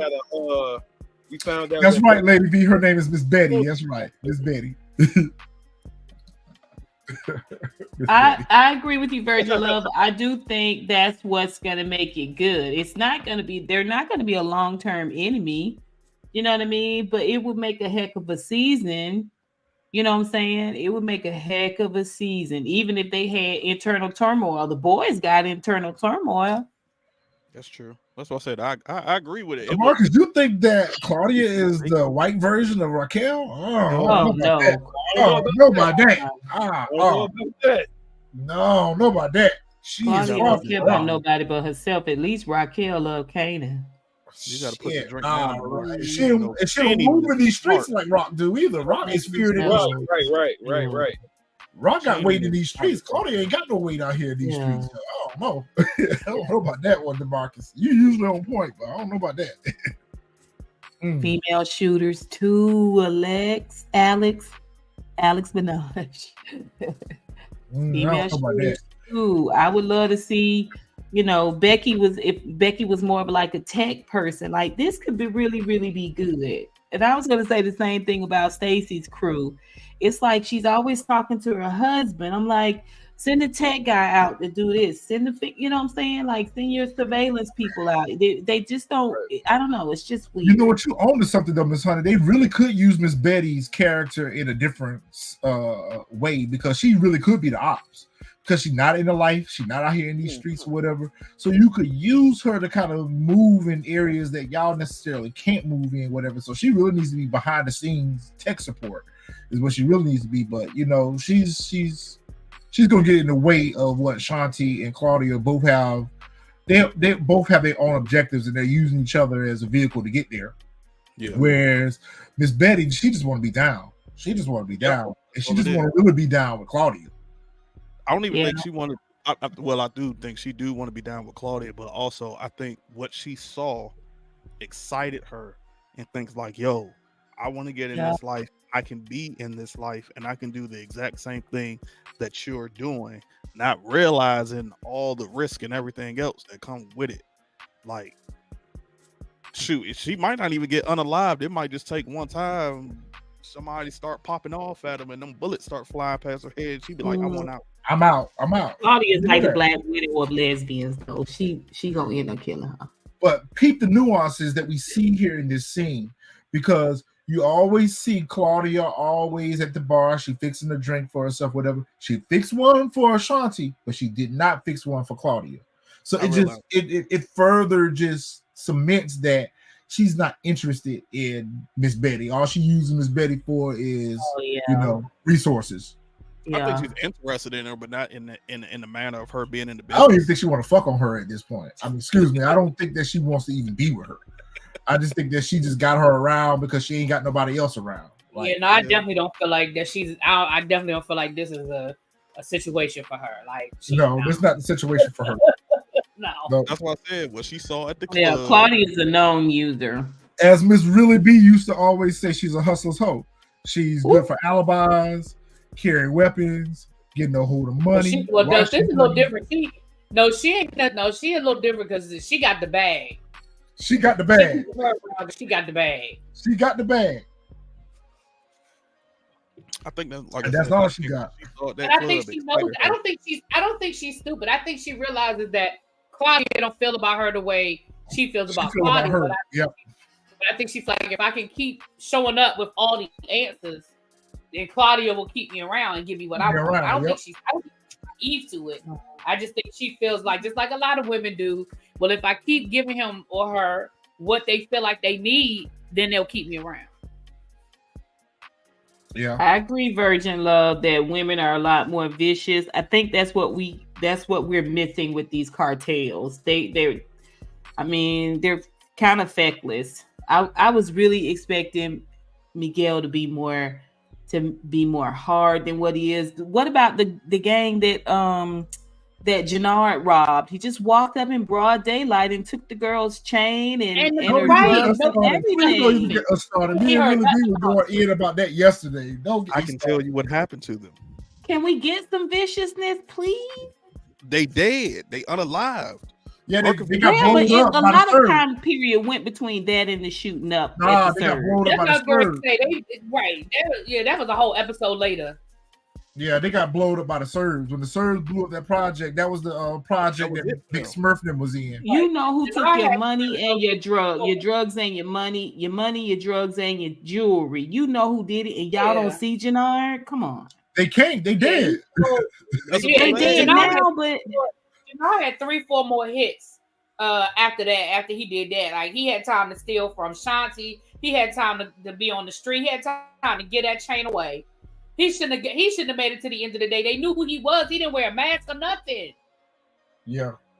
Hey, he was supposed to make it away. Yeah. Or maybe the person, or maybe she just never said that he took the work. Yeah. And took the chain, but yeah. But that they was a knew whose chain it was. Remember, they knew whose chain it was. Yeah, because everybody see him wearing it. Yeah, that's right. Yo, I am so sick of freaking JP. Please recast him. Do we have to talk about this at all? Like none of this has anything to do with. Why would we talk about? I don't even know why. We don't have to talk about it at all. I mean, I guess it is unnecessary. I mean, it makes for the. Now we know how, which we all knew D-Mac was coming back, but now I guess it fills in that void that we know now that D-Mac got back from the horse farm with no money, no transportation, and he was back within 24 hours. Like, I need to know. Who running the bar? That's what I want to know. Who down at the bar? Nobody. Nobody. Because you got to think about it like this. If Wayne had his scene and the D-Mac pop up, everybody would have been like, yo, why did he show up out of a why did he show? So he's been showing up ever since the season started. He showed up in the basement and shot the doggone man in the head, and then he showed up again on the street. For D-Mac at all. We have no purpose for him. These characters are. They make it such a big deal as if somebody is looking for this cop. Nobody is looking for this cop. They ain't mention his name. JP and D-Mac are both not needed at this point. They need to put them on the shelf because they're not utilizing those characters the way they utilized them in season 1.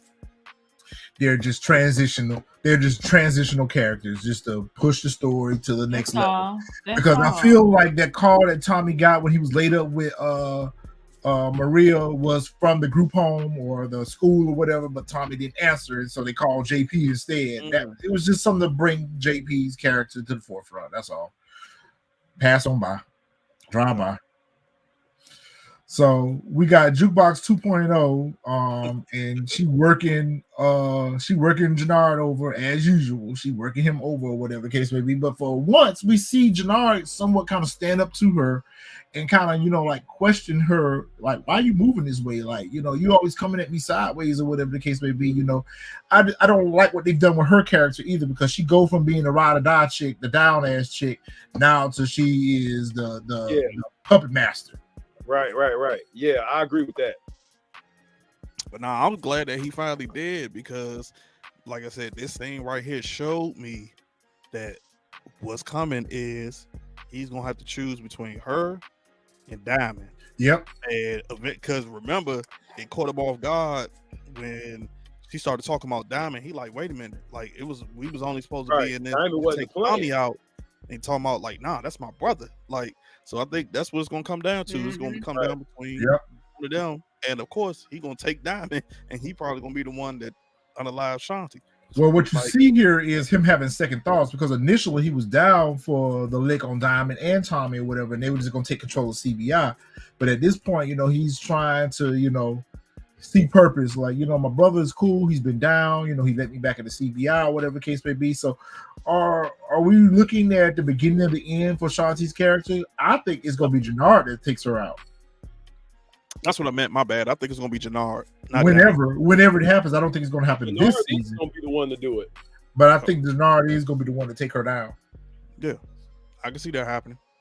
Because right back to Kanan and Jukebox. So it could be a scene where I guess maybe, I don't know, Shanti got the drop on Diamond, unalive him, and then he gonna do the same thing that Kanan did to Jukebox. He gonna take her out. Or just be one of them little, they get into it about it, and he like, nah, and just go ahead and take her out. I think he really likes her too, so that it'd be unfortunate. But yeah, I think he really likes her. But we've seen this before, so this is not something new to us. We've seen this before. Right. We know exactly how it's going to end with these two characters. He's going to end up taking her out for Diamond. I just wish we had some character outside of Tommy that we could really care about. You know what I mean? We just don't have a lot. We barely care about Tommy. And we barely care about Tommy at this point. Let's be honest. I mean, he's the reason why there is a force, but to me, Janard's had more acting opportunity, more depth of character than the Diamond character has. Well, they're developing this character more than they are anyone else. So that's why I feel like in the end, Janard is going to be, either he's going to end up saving Tommy, or he's going to end up saving Diamond and Tommy. There's going to be an overall purpose to, I mean, it's just like what they did with Kanan's character in Power. You know, we were groomed to hate Kanan's character, but at the end, he ended up being the hero, so to speak. So I think the same thing is going to happen with Janard's character. In the end of this, Janard is going to end up either sacrificing himself or he's going to do something to save the day. We saw it in this episode. He's done a 360.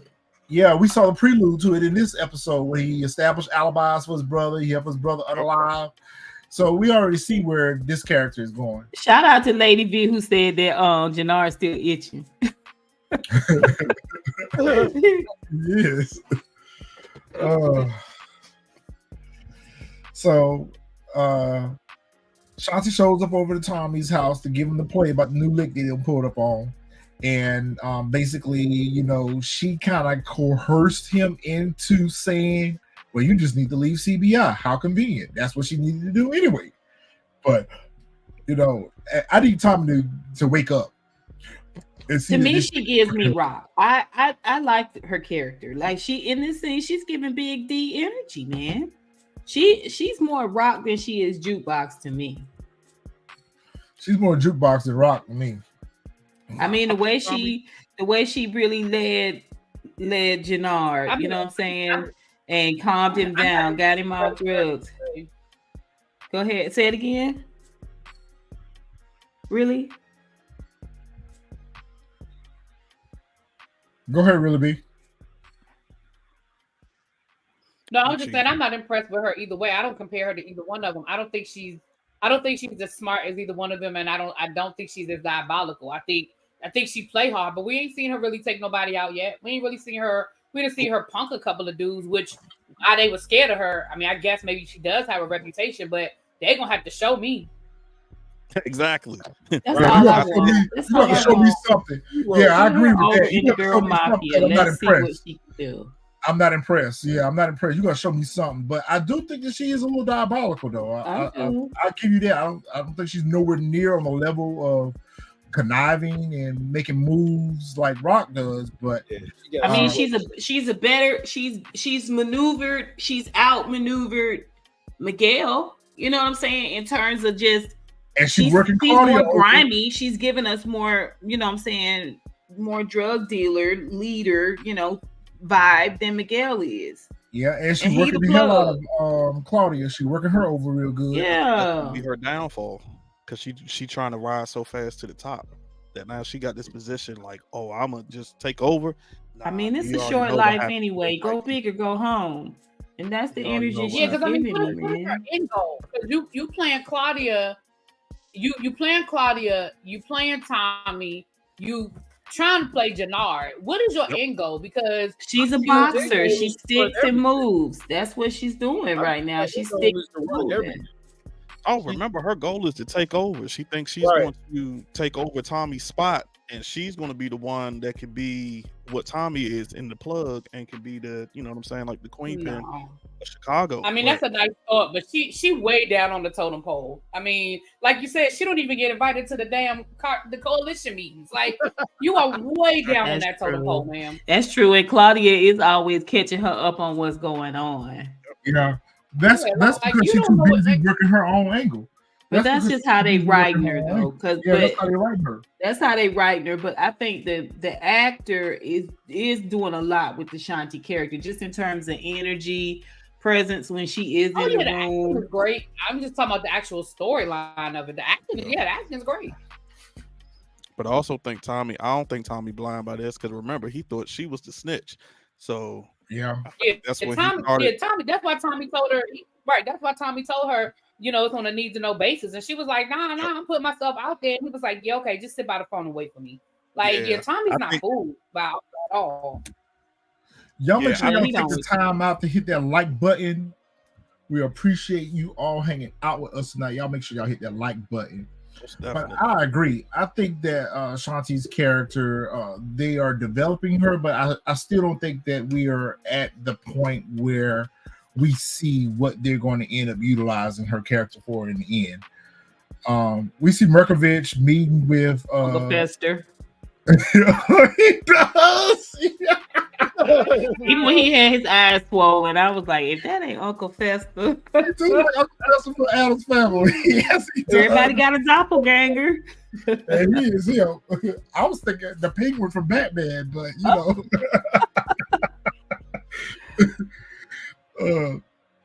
so basically Mirković is paying him off for his services. He basically told him that Miguel is still alive. You get the rest of the money when Miguel is up out of here. So he's getting ready to go for round 2 on trying to set Miguel up or whatever the case may be. And I'm like, you dummy. You crash dummy. Like, you're not going to make it. You're not gonna make it. Well, the mere fact that he didn't leave town and he let exactly. He let him give him the light. You should be out of Chicago at this point. Yeah, and then you let this dude short you on your money. Got short on your money. I would have took that little envelope and got out of town. He should have been on the first train smoking. Bus. I think because he would have known. It would have been too obvious. But later on in the episode, he rolled up in front of the restaurant in his very recognizable car. Like, these are the dumbest I'm sneaking around people I've ever seen in my life. I don't understand. And then he got mollywopped, kidnapped from in front of the building. He did pull up in front of the restaurant like he was good. Yeah, I think I'm going here and have the fact that, like, yo, you gotta think about it. Like, nobody's expecting him to be the one to betray Miguel. So it was probably one of those. He like, well, I know my folks ain't gonna be on this side of town in front of Miguel's. I mean, in front of Mirković's restaurant. So, because he know they have, you know what I'm saying? Like they don't rock with each other. I think he was just not expecting Tommy and them to, whatchamacallit. And who's that? CJ, Xavier. He didn't suspect him because brought him in. That was his right hand man. Nice. He's always so nice. There's no reason in the world. He's a general overall nice guy. With the enemy, if you are in cahoots with the enemy of your boss, there is absolutely no reason why you're supposed to be walking in the front door in a car it's like Tommy's Mustang. Did you see that car? That black car sitting on gold rims? Like, sir, everybody knows that's you. Even if somebody just happened to be driving by and see it parked. Like it's parked out in front, dead in front of this man's restaurant. You have no reason to have a conversation with him, much less be eating at his establishment. Why are you there? Really, I get what you're saying, but I'm looking at it from this angle. Like I said, if that's Mirković's territory, the last thing you're gonna suspect, especially, and he knows what Miguel is gonna do. Right. He's not gonna think that any of Miguel's people, that organization is going to be on that side of town. So it's like remember, he was the one who told Tommy and them what time they were going to take Mirković out. So he already know, like, okay, well, they ain't gonna be over here. Was it stupid? Hell yeah, it was stupid. But that's all I'm saying. Like, they not gonna be on this side of town because this is Mirković's territory. That's all I'm saying is that it's stupid. Like, all I'm saying is again, it was just stupid. That's all I'm saying. Yeah, because he should have been out of town at this point, especially after the failed attempt. After the failed attempt, I would have got my money and I would have been up out of there. Right, because you don't know why Miguel didn't. I don't know why Miguel didn't even suspect him. Like, like we didn't even see Miguel question him. Like, I could even see if they showed us a scene where Miguel was like, well, where did you go in my car? When was the last time you started the engine? Because the fact that you dropped my car off and the very next person that got in it, the car blew up, you ain't had no problems with my car when you were driving it? Like, how long have my car been sitting out in front of the, like, there would have been some, I would have had some questions for the last person that drove my daggone car. And they should have at least, I feel like that's a scene they could have at least given us. That's how I feel. I figured. I'm telling you, we just had that first initial introduction to Miguel. That's what we had. Our initial introduction to Miguel was that he was a formidable foe. Tommy and them had to go hand in hand. You know, he's got this people in he's the got back this room. whole fortress, so on and so Yeah. forth. And then they proceeded through the rest of the season to just undermine the character. I mean, at this point, we can't really even say that Tommy is a formidable foe. And the reason why is because he doesn't really have any real competition. Like, you know, they show him it just outsmarting the biggest dummies out here. It's frustrating. Yeah. Xavier, because you can trace wire transfers. That's why. So, but I think run me my cash in my hand. Yeah, run me my cash in my hand. Yeah. Don't give me no That's wire. just still You don't need to king. be doing a wire transfer for a pay for Run a me my murder. cash in my hand. That's probably not a good idea. That's probably not a good idea. yeah, right. Yeah, if you're in the life, the last thing you trying to leave is a paper trail. He should have had Right. his bags packed in the car and took that little envelope full of money. Run me my cash in my hand and let's go. Yeah, But like I said, I think the Give me my reason why money. he didn't run is because of he knew she runs a cartel. So he was like, if he runs, he automatically looks guilty. So he knew one way they were gonna find him. So like, you ain't running from the cartel. He better go get reconstruction facial surgery, because that's the only way they're not gonna know who he is. But I think he just had to he put was hair on his stupid head and and put some concealer under his eyes and take He that was so Uncle stupid. Fester He was out of so his stupid. face, and they wouldn't even know. I'm telling you. you know, Plus, why is anybody doing everything in the daylight? I mean, a snitch true. is nocturnal. A snitch has to be nocturnal. Snitch is supposed to move in the shadows, right? Am I right? No, Nah, you you're right. lying. You good? That's Broad daylight. They sit in windows. Even in the car, even the detectives that are looking are just like, you know, I don't know. You're not lying, but Maybe really, more covert. I forgot. Dang, I forgot what you said. I was about to respond to a point you had. I don't even remember it now. Sorry. It's all good. Go ahead, Retro. No, I don't know what was I talking about. I was talking about. I don't even know what I said. Oh, I know I was why. just- He was talking about with Miguel not suspecting him. I think it was because at the time his mind wasn't there because he was grieving. Like his I think if they probably would have gave him enough time after the funeral, like he probably would have suspected, and he probably would have started thinking like, yo, wait a minute. I just think because he was in such war with the Mirković and You them. think he that's was the just first blinded thing I by thought. his hate for the Serbs? Like he was Yeah. just blinded by that? You just blinded by it. Because I feel like, to me, and I get it. I can accept that. But for me, I guess all of that would have came back to my mind. Like in my quiet moments, you know what I'm saying? My mom You showed up went at back. my mama funeral. You Right, showed up my at my mom big would've been mama back to- funeral. My grandma, grandma just warned me about this. Like grandma just said, this dude, you need to keep an eye on him, and he the last one to have my car. I'm not saying that it would have automatically took him there, but I would at least have to. If I'm writing this show, I at least show a scene where he acknowledges that, wait a minute, you were the last one to have my car. I need to talk to you. Like, if nothing else, I need to talk to you. Where did you have my? But I mean, I guess you're right. If he had already decided in his mind who did it, then what was the purpose? I mean, I can see that, but I don't know. Yeah, I can see that.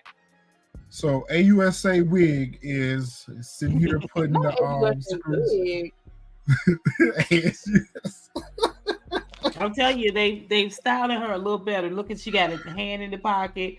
She's looking real. See, she's very tall. I think that's another reason why they had her, bump and grind on the chair, on the desk, because she's taller than him, considerably taller than him, like real life. And that's why they always have him sitting and her standing. Yeah. That's what I gather. Yeah. Well, AUSA Wig is putting the squeeze on Vic once again to try to plant that bug on Tommy's loft. And I'm like, Vic, at what point are you gonna? And he's just so meek, and he's just sitting here with his head down and whatever. Like, dude, where your boss at? Like, yeah, he never looks in people in the eye. His head is always down. His head is always down. He's weak. He is weak. I mean, the characterization of this character, they're emoting it perfectly, because he's always just kind of unsure of himself. Well, I don't know if I should do that, you know. But basically, you know, once again, he's being strong armed into. I mean, at this point, he's on paper, so they own him, you know. So everything they tell him to do, he got to do. Yep. Listen, he's only mentioned Claudia to Stacy. He's not once mentioned Claudia to her husband or anybody else. Speaking of which, I would have loved to see him working a side mission against his sister. I would have loved to see him working a side mission against his sister where he's trying to take her out, or he's trying to usurp her, or he's trying to be a nuisance to her. Calling the Irish and saying, guess what? Claudia did. Blocking her deals, you know, taking over her territory. I would have liked to have seen him, you know, being a force to be reckoned with, but he's not. He is, though, because you got to think about it, because he told Tommy all of her dealings and what she had going on. Yeah, but none of his blocking. None of his blocking her movement. I mean, that's true, but it's like at the same time, like he told Tommy, like, I know you want to unalive my sister. Then Tommy was just like, I want to make her suffer at this point. Right. So he like, all right, as long as I keep telling Tommy, that's going to be, because as y'all said, Wig, she ain't care. He tried to keep giving more information on Claudia. She was like, I don't care about him. What about Tommy? A good way they could have shown us that was when those dudes rode up on her in the club and robbed her at knife point. We should have saw where Vic was behind that, where Vic had sent them in to rob her or whatever. Like at this point, we should see him making attempts to try to fuck with his sister in some kind of way, you know, to try to take her out, or just at the very end of it, just be a nuisance to her. But he doesn't have the balls to do anything himself. So he's been snitching all along. He's always been a snitch. Yeah, he should be at least disrupting her shit. He should be disruptive. Like, at this point, he can't. But he clearly don't have it in him, because that's why he went to the feds to begin with. That's why he went to the feds to begin with. Yep, that's true. Look at this fool sitting behind Miguel.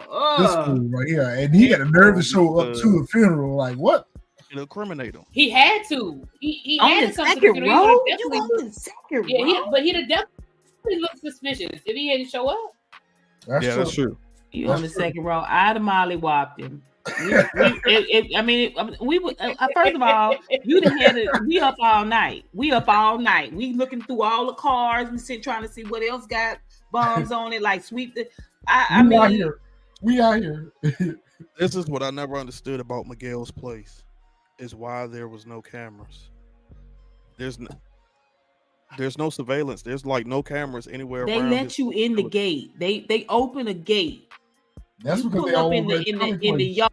They open the gate. They let you in. Right? Don't matter. I'm still having cameras, because if them feds coming, I need to know. No, Tommy got all the cameras. They ain't got no cameras. That's what I said. That's why I don't understand why they don't have no cameras. But it goes back to what we were saying earlier about Miguel's stature as a kingpin. He's not moving the way he need to be moving. That's why that grandma has been his character down. She's been his advisor, because he don't really know how he'd be out here moving in the streets, because up until now he really hadn't had a reason to, because everybody feared him. He's losing touch. He's losing his authority. And now he's a backroom. And now he's basically on his own, but he's a backroom gangster. That part. Tommy is just bold. Tommy is just too bold at this point. Him and Diamond show up to the funeral or whatever. Diamond bold with them jogging pants on. Like, you come up in here with some sneakers. Diamond's the one bold. I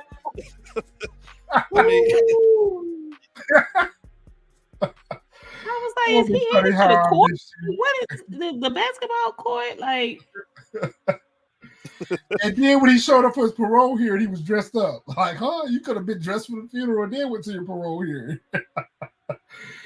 But Tommy shows up to the funeral, and he uses it as an opportunity to approach Chi once more to try to ingratiate his services to him. And she's like, yo, bro, this ain't the time.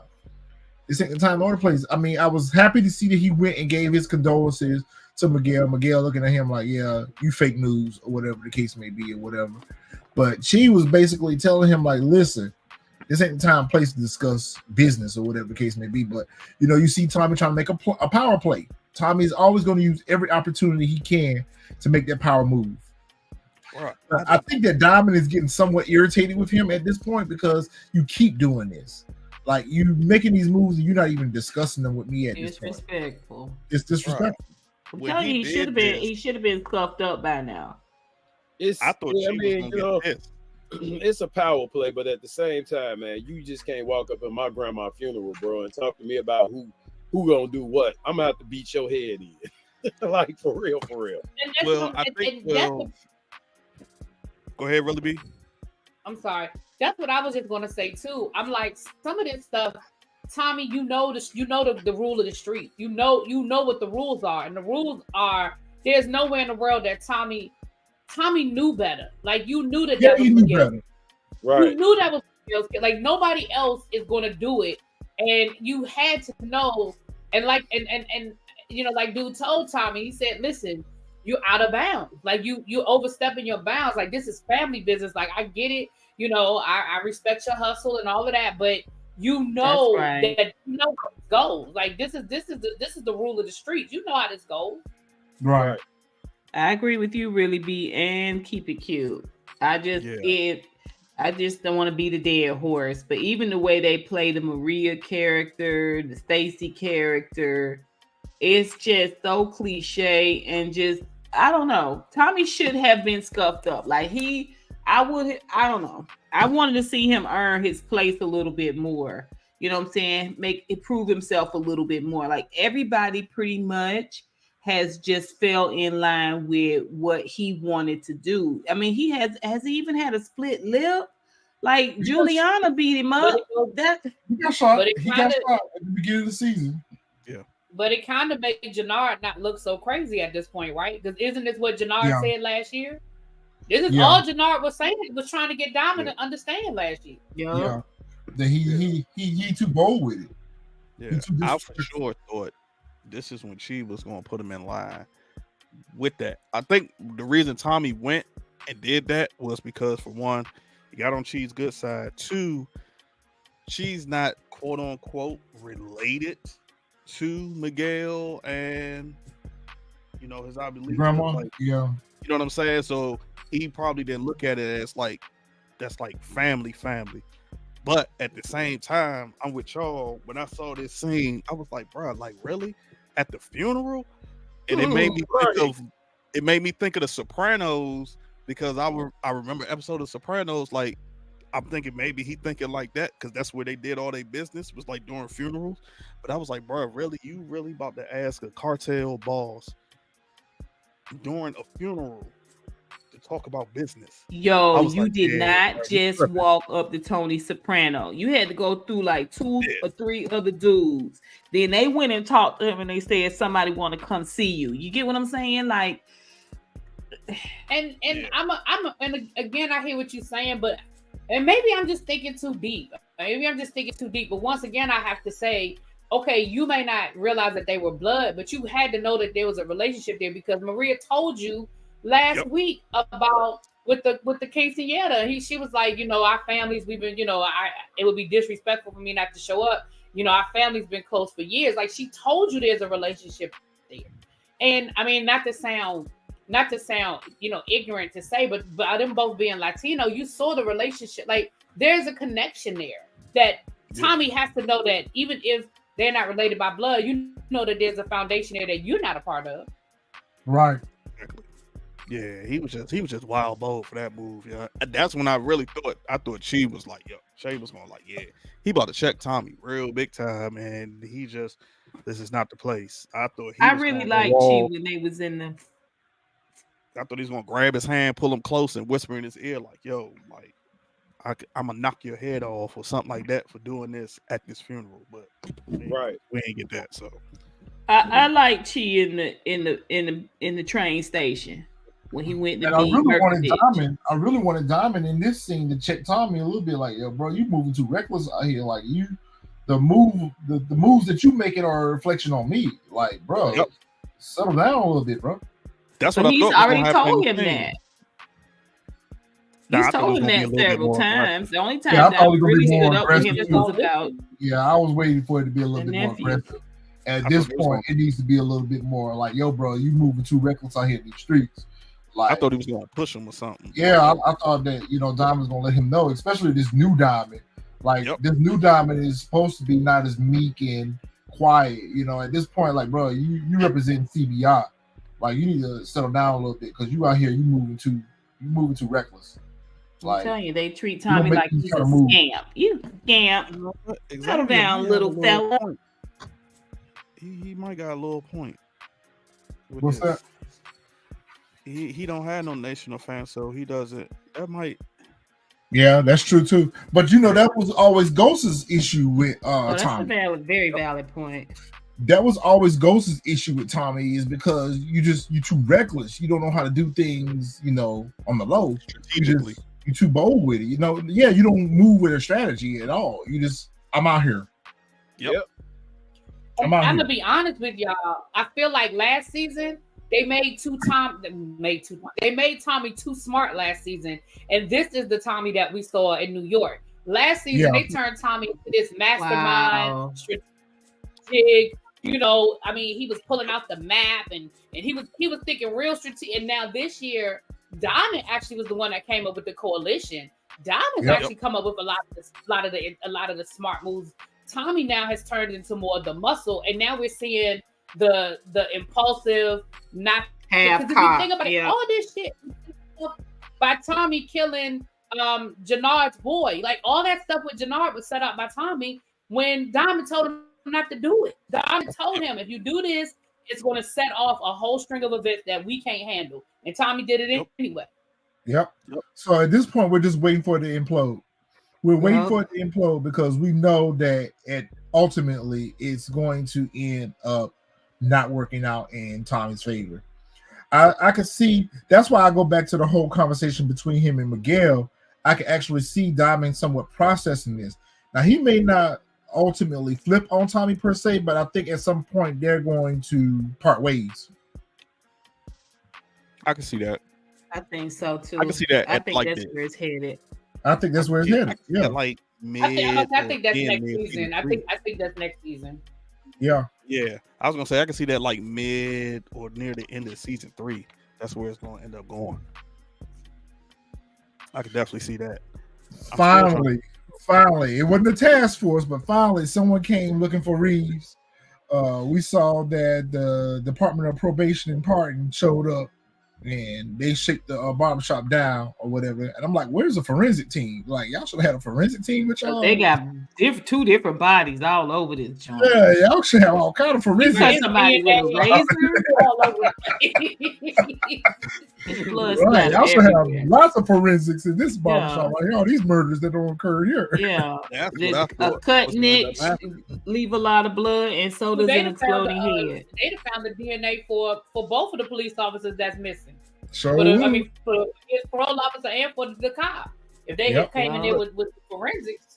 And would have found the DNA for that correctional officer that was in that basement too. That's what I'm saying. He blew his head. I'm talking about the one that walked out alive that was with Diamond. Yeah, he talking about the one that worked the jail cell. The first one. The first one. Maybe Tommy was like, "Yeah, we just gonna bleach this whole spot up."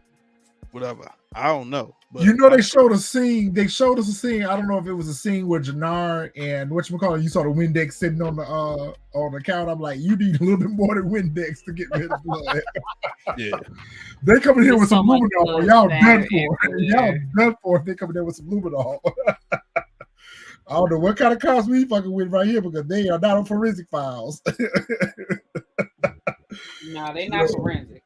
My question is, do you think when Janard showed up, he was showing up just to show up, or he was showing up again to try to, I don't know what. Right place, right time.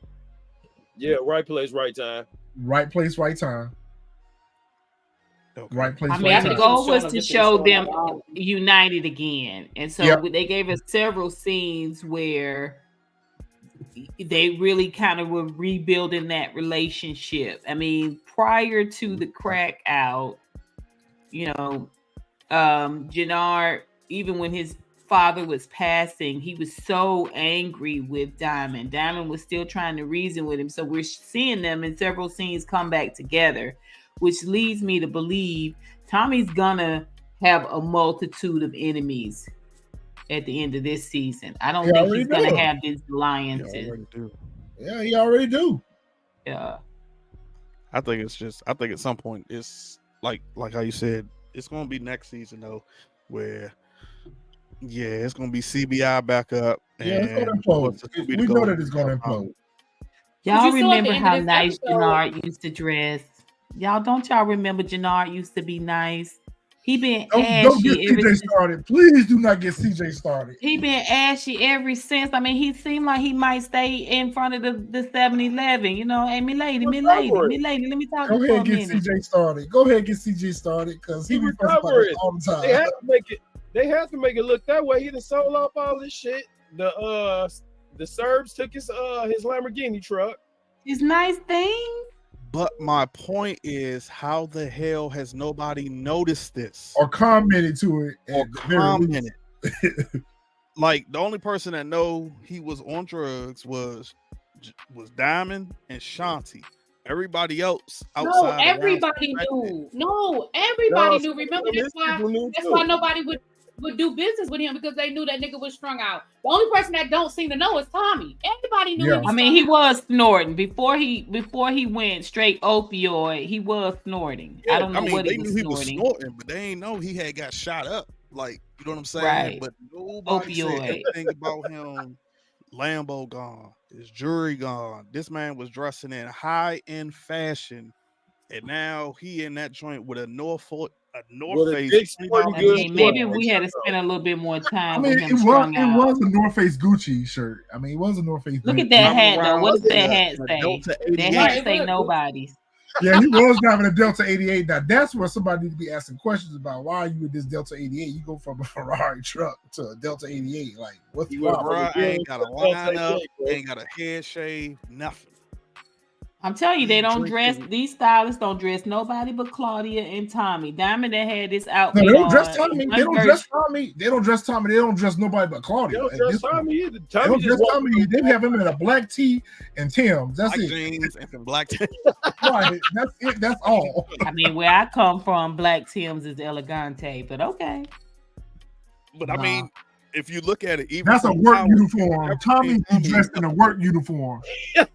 You're so critical of the fashion. I should have known that would have got you riled up retro because you're so stylish. But Diamonds had this same outfit on. They took the jacket off. He just had the shirt, but he had the pants. You get what I'm saying? Like, I just I don't like the way they doing our characters, because that first season they both was real smooth looking. But you can tell where the budget is at in the Power universe. You can tell the budget is over there at book 2, and that's probably because of the characters, the cast that they have over there in book 2. They got a higher end cast. So Mary J. Blige, she ain't gonna step out with anything on. Method Man, he ain't gonna step out with anything on. So I feel like more of the budget is spent more over there on book 2 than it is on this show right here, because they don't really dress them high end. They might have some nice vehicles here and there, but that's about it. That's all. But over there on book 2, they got all the fashions, they got all the clothes, they got all the cars. They don't have that budget houses, everything. Yeah, they don't have that budget over all here. Of the houses here, even Miguel's, it's that wood paneling. I mean, that refrigerator with the at Tommy's family house. They ain't got the budget over there. They ain't got the funds. But Diamond dressing in high fashion. First of all, that Sergio Tacchini's sweatsuit ain't cheap. The last episode, that is true.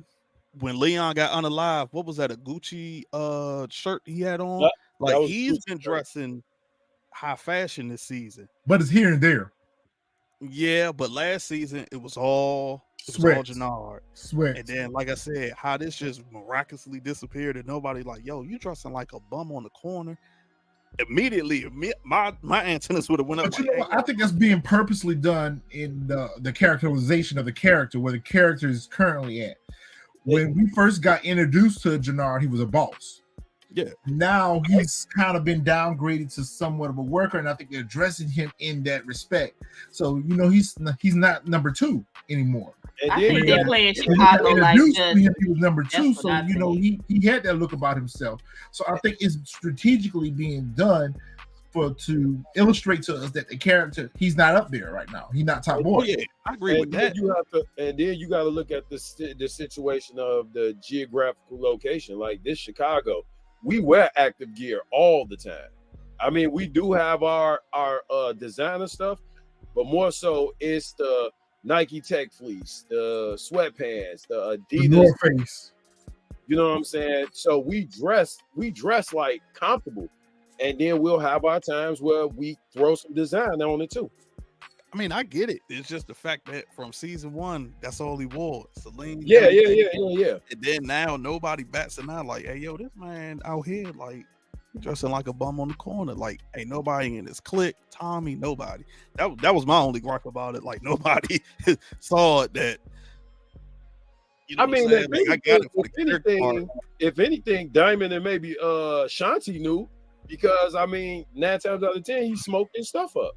Yeah, but I needed them to spend a little bit more time with that. When they found that he was on drugs and they was using, especially Diamond, when Diamond pulled up on him at the crib and he was passed out with pizza sauce all over his shirt and shit, like foaming at the mouth.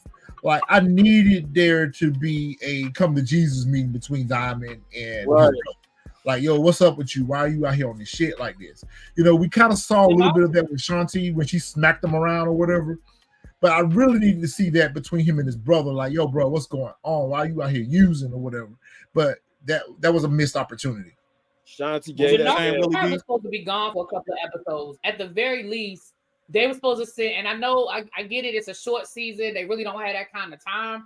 But if they were going to write that as part of his storyline, then they should have work that into the storyline. There's no way in the world, and I don't care what nobody say, there's no way in the world that a dude that got that strung out that he was walking the streets at night talking about I'm sick, and got shot up with a needle in one episode is clean. And I know that they're doing little stuff to show us that maybe he's still fiending a little bit, but it doesn't matter. Like the fact that this dude never went anywhere and got any sort of professional help.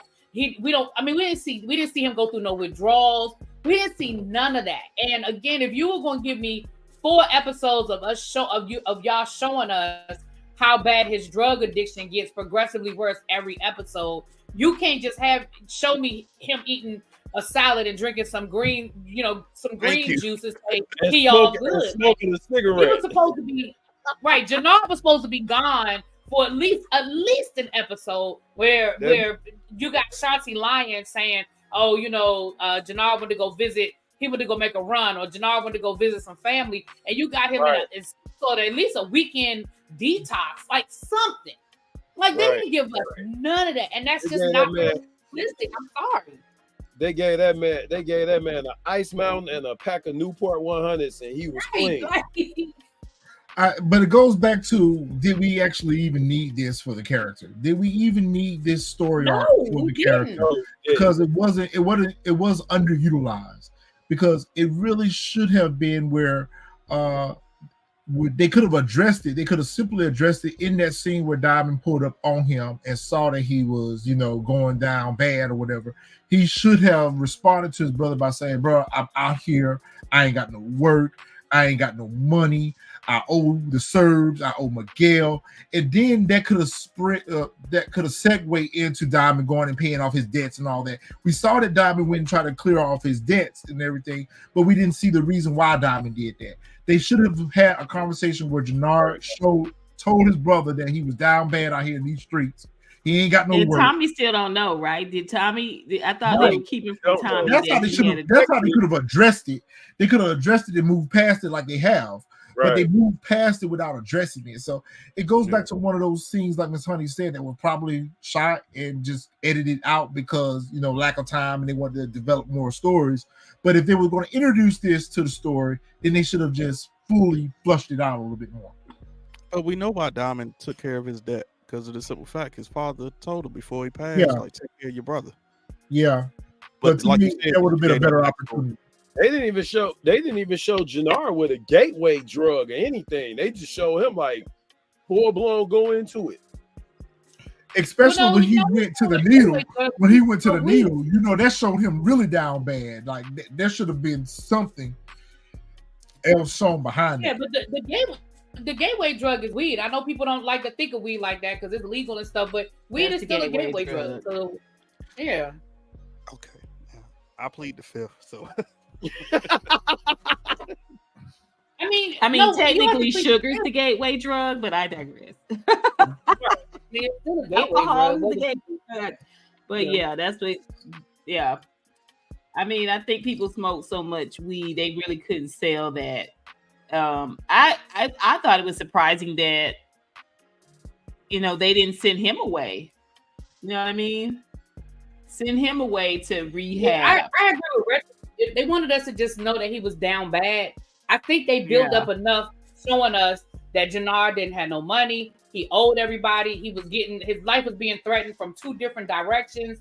I think they did enough to show us how desperate Janard was and how bad it was that we didn't need the drug aspect if they weren't going to properly handle the drug. Yeah, you're right. Yeah, I think they decided to save the Janard character. Honestly, I mean, not even the poo-poo what you're saying. I just think that they decided to save the Janard character. Everything was heading towards him being strung out and just being a full-on junkie, and they pivoted at some point. They could have just They're gonna do something with this Diamond character. I'm just saying. Like you said, they could have just left it as him being down financially, like completely like dismantled, and that was that. His truck got taken. He was out of CBI. He was out of work. His crew started flipping on him. So then he cutting product with baby powder. I mean, wow, right? Sure. That's a terminable offense. That's water cut off automatically. Hell yeah. But I think what they should have did with that was, and we're gonna move past this, but I think what they should have did with that was after his father passed on, then they should have introduced the drug. Then we would have understood. We would have had a better understanding as to why he turned to the drugs, because he had a close relationship with his father and he was processing, he was grieving or whatever. But they introduced the drug usage too soon. They should have introduced that to us after the father passed. All we needed was a light flashback. That's all we needed. That's all we needed. Flashback. Or if he had relapsed or something to that effect, yeah. So they find Jamal, they yoke his ass up and they slap him around, they bring him out to the beach or whatever, and Diamond is just brutal with him and just yoking him up, smacking him around, dipping him in and out the water or whatever. Did we expect this? Yeah. I guess they wanted to show us in this scene right here that Diamond is continuing to tap into that dark side. That's basically what they were showing us here, that, Diamond is the old Diamond now, and he's ruthless, and he's tapping into that old side. Because at one point, Janard seemed a little bit, taken aback by his actions. But then at the same time, he also seemed to have been celebrating the fact that his brother was tapping back. Yeah. Into the side. Oh, yeah. That man yelled out, "Oh, That man was happy as hell when he saying that. He like, oh, my brother back. Right. But we also saw the same reaction with Tommy last week when he unallowed the parole officer. But what are they going to do with it? What are they going to do with it? There you go. At this point, though, the way they wrote Diamond character, because he's out of jail, he's on parole, so he got to tread lightly. Now that he's off parole and he's straight, he's free, yeah, he can go ham, man. I'm out here. But he hasn't been ham? I'm out here now. But this is he going to come got back one to haunt him. episode to show it to us, right? How many episodes? 10? I think this is going to come back to haunt him, though, because you left the body. Yep, you left the body. I was getting ready to say the same thing. He didn't just drown going night swimming either, because his hands was stuck to him. He was bound and gagged. He was bound and gagged. Then he rolled up on Diamond's PO at his office. So if they ever go back and look at the cameras, and yeah. This was the last time we saw Diamond's PO. This was the person he talked to. Oh, he floating in the Chicago River. They're gonna be like, now you even got more eyes on you. Now you even more under investigation. Well, Like, that's why I don't understand how he got his parole. I don't understand how they ended his parole, sir. We don't even know who your parole officer is. How, like, we just got finished searching your place of employment because you're the last person that we saw with him. Like, how are they pulling him off parole? Like, I mean, I guess because because he recommended him. She said it in the barbershop that his parole officer was had requested for him to be free of it. Yeah. And then now that he's about to be free of it, he disappears. That's why she showed up. She said that to him in the barbershop. She said we find it funny that your parole officer requested for you to be early released on parole, and now we can't find him. Yeah. Well, then that's all the more reason why I have no reason to kill him. But you know what I was also thinking too? I was thinking that either Janard gonna either take the heat for his brother, either for this, or either the parole officer. I feel like something like that gonna boomerang back on Diamond, and Janard gonna step up and take the weight. Ooh, Mr. Jackal, that's a really good point. Shanti prefers the dope head. Yeah, because he's more controllable. Yeah. Yep. Mm-hmm. He's more controllable. Good point.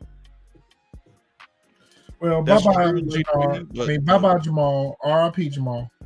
That's true, Lady V, but after a certain point in time, once you're in the water, Prince, gone.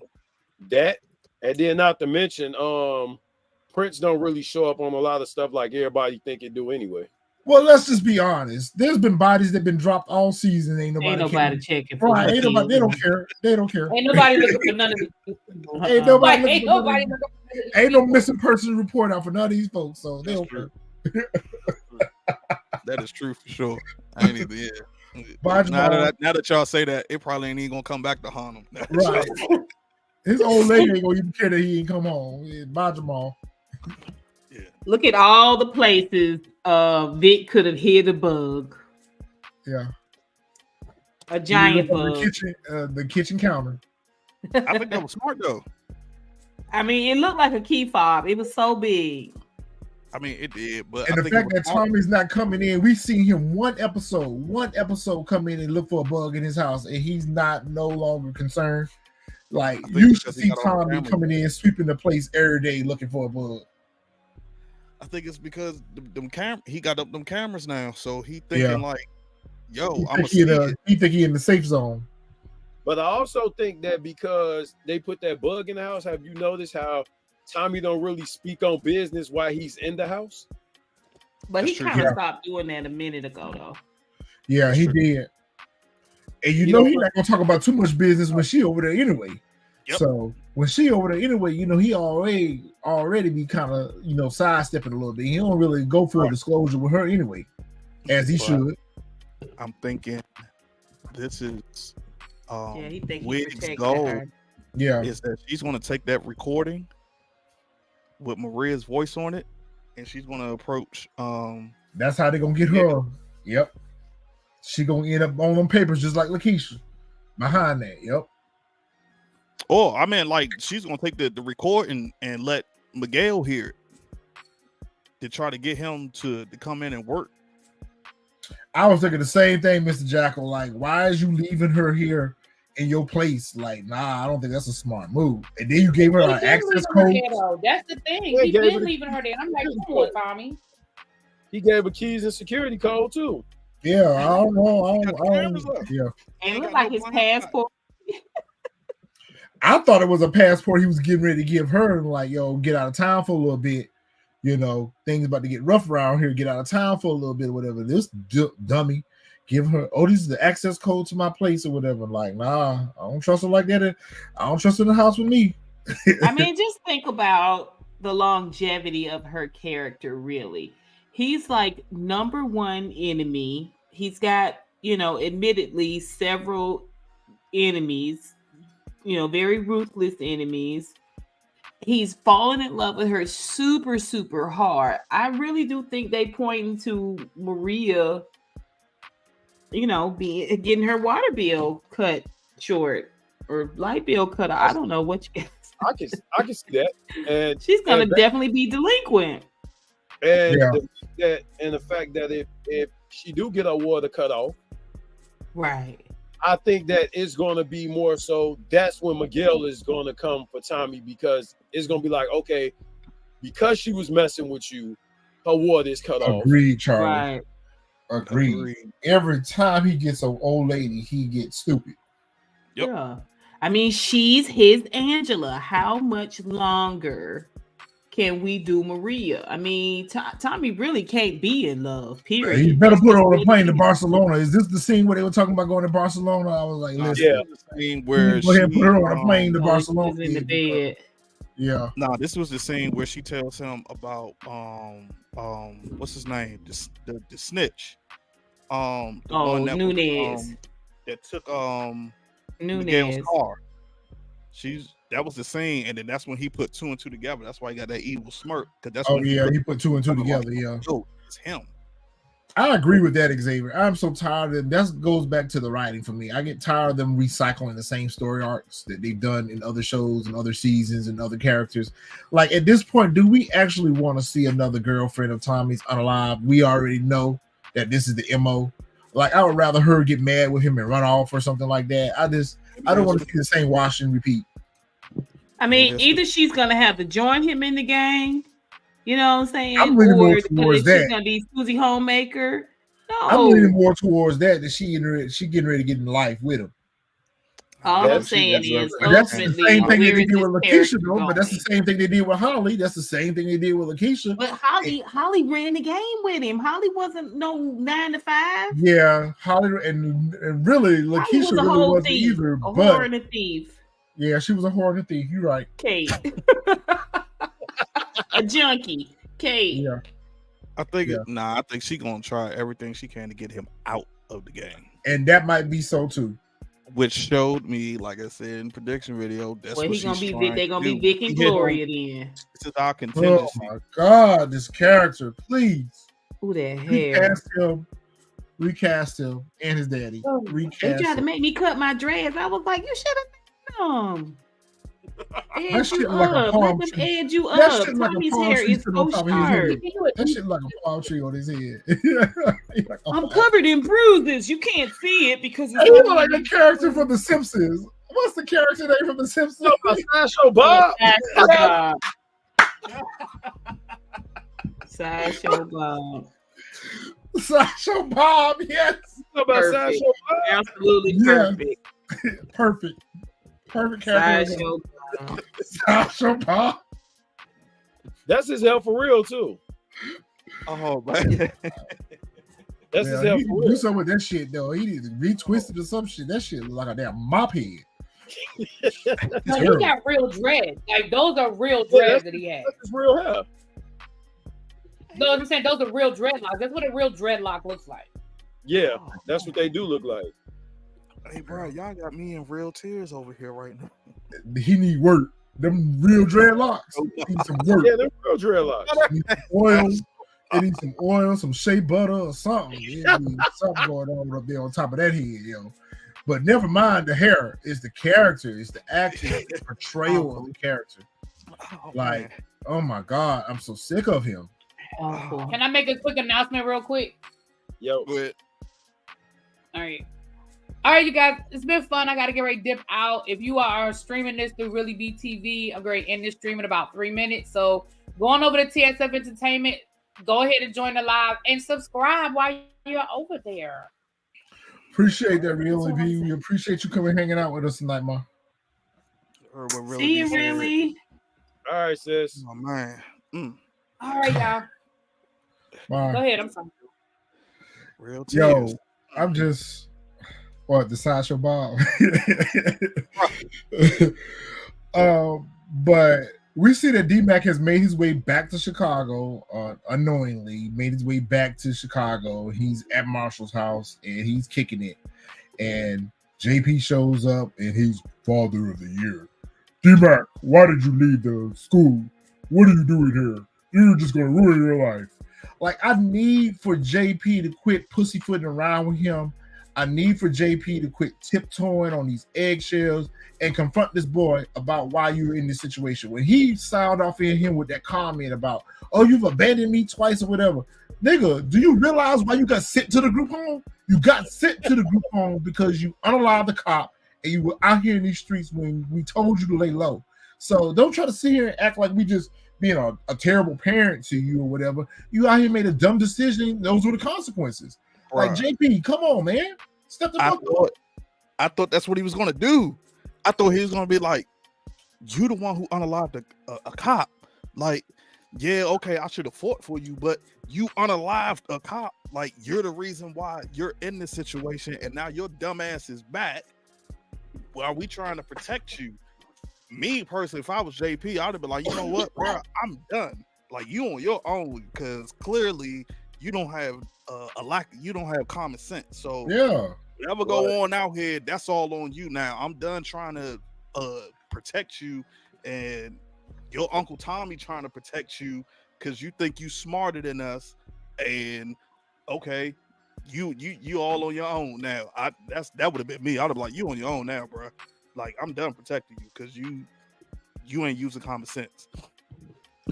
So what you think is going to be the outcome between him and Tommy when he roll up on Tommy and call himself checking Tommy behind this? What you think going to end up happening behind that? I think Tommy gonna boot his ass up. Hopefully that's the end of JP. His character just gone. Tommy just He cut need him to be off. yoked up. He need to be yoked up. I thought he was so much more interesting when he was in there learning how to cut the drugs, and I thought Tommy giving him the bar made him a little bit more interesting. It at least gave him something to do. You know, it's just crazy. This character just continues to fall flat. I mean, he was ducking and dodging with Tommy last season. You know what I'm saying? Throwing bullets. They was in a whole shit out together. Right. What they needed to have done was like what we said. They should have had JP moving work out that bar or washing the money or something. Yep. They should have kept that little tie-in with JP being an assistant, you know, helping Tommy on the side. Cute. That's a good point. Keep it cute. It's nonsensical. I think what they're really just trying to pivot to this fact that Tommy is going to have just about everybody against him. Including his family, including his family. Yeah, because we already see that Kate is having a hard time dealing with all this or whatever. With him forgiving Kate. Yep. Over Tommy. Tommy said, you don't know how ruthless she is. He's like, no, I understand and I forgive you. And you're right. Sideshow, Bob. You're right. All of that. I'm gonna have a talk with Tommy. That's where this is headed. And I was thinking, like, bro, you ain't about to have no talk with Tommy. Like, you think Tommy won't unalive you? Like, if it came down to it, right? Like, he don't know you like that, right? He don't care about you like that. You might be his brother, but he don't know you like that enough, right? And if you get in the way of him doing work, you know that's a no for you, bro. Like he said, and like y'all said, he grew up with Kate, so he know what Kate is capable of. Yeah, you ain't grow up with her. Yeah, JP's a dirty little hippie. When he took them bottles out the trash can and put them on the counter, I was like, "Oh no, you nasty." He's a dirty little hippie.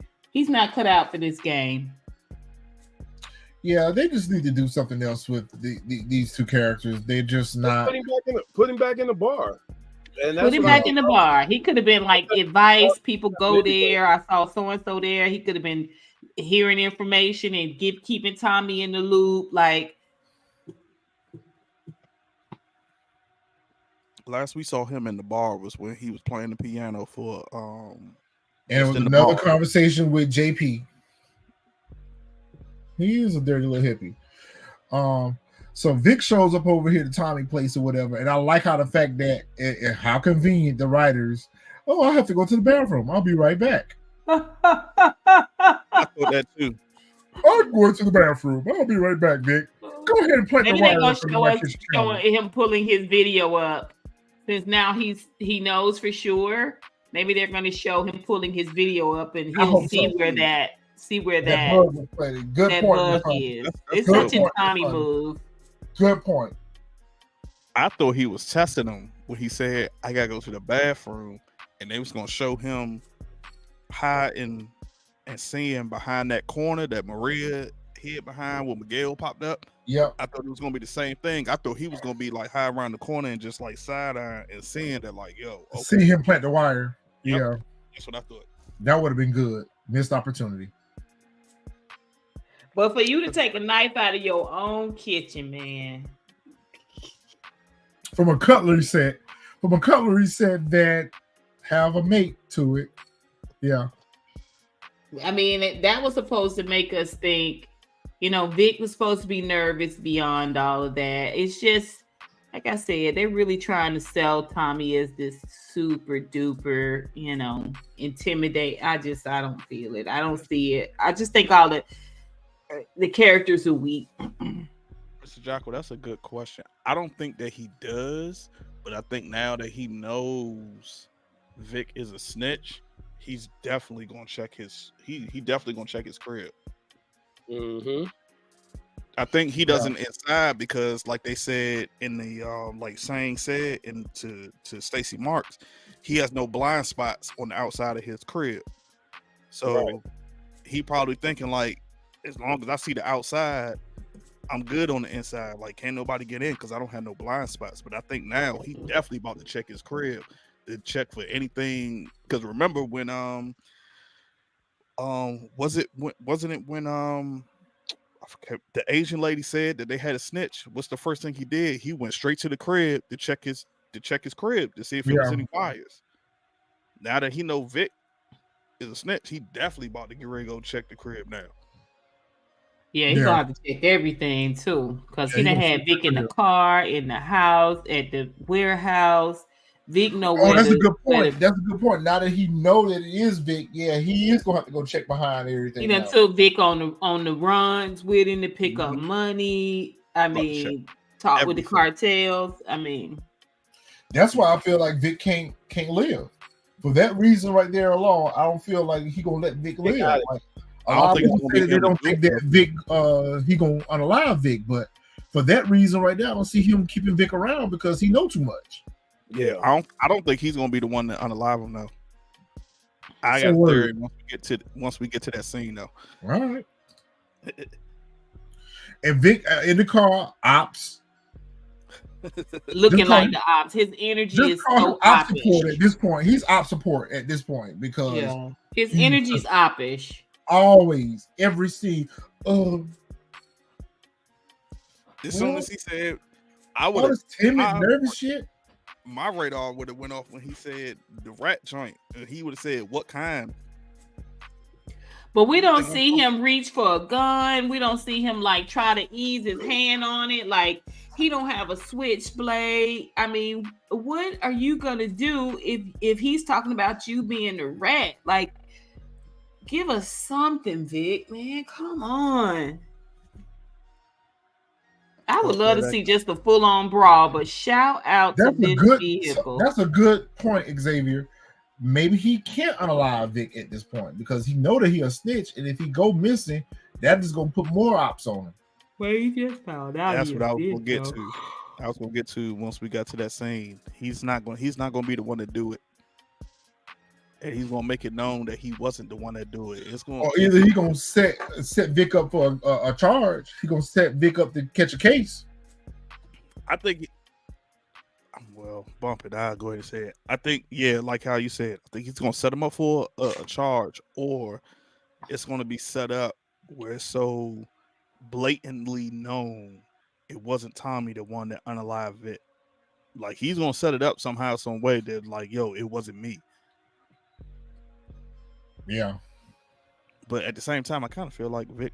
Well, I might say I kind of feel at the same time. I feel like Vic's not going to be unalive next episode because that's going to be too easy. Everybody's going to think predictable. It's going to be too predictable. I don't think he's going to be unalive next. I mean, not next season, next episode. I think he's going to make it to season 3. He's probably going to get unalive to season 3. But if he is, I mean, that's because everybody's saying it now that he knows. Oh, he's going to get unalive. It's going to be too predictable. We'll see. we already kind of talked about this scene already, so I mean, ain't really much left for us to talk about on this. I mean, I really like that car. and the fact that they snatched him in broad daylight, we already ran through all that. Shout out to Tommy using the blade to start to cut the tattoo off the back of his head. They did Julio like that. They did Julio like that when they unalived him and OG Power. So that was a nice little nuance. Except it was a kitchen knife, but okay, it's fine. Yeah, except for it was a kitchen knife, a butcher knife at that. What real street dudes don't have their own blade? A switchblade. I mean, First of all, if they tell him, "Give me all your weapons," he ought to be pulling his shot everywhere. You know what I'm saying? Like rocket launcher. As much as he wear them Timbs, he ought to have a blade in his boot. As much as he keeps killing me, Tommy should be stacked. Like I really want him to be a better, just all the mercenary. He should be like a Punisher. He should be like a Punisher. He should have weapons everywhere.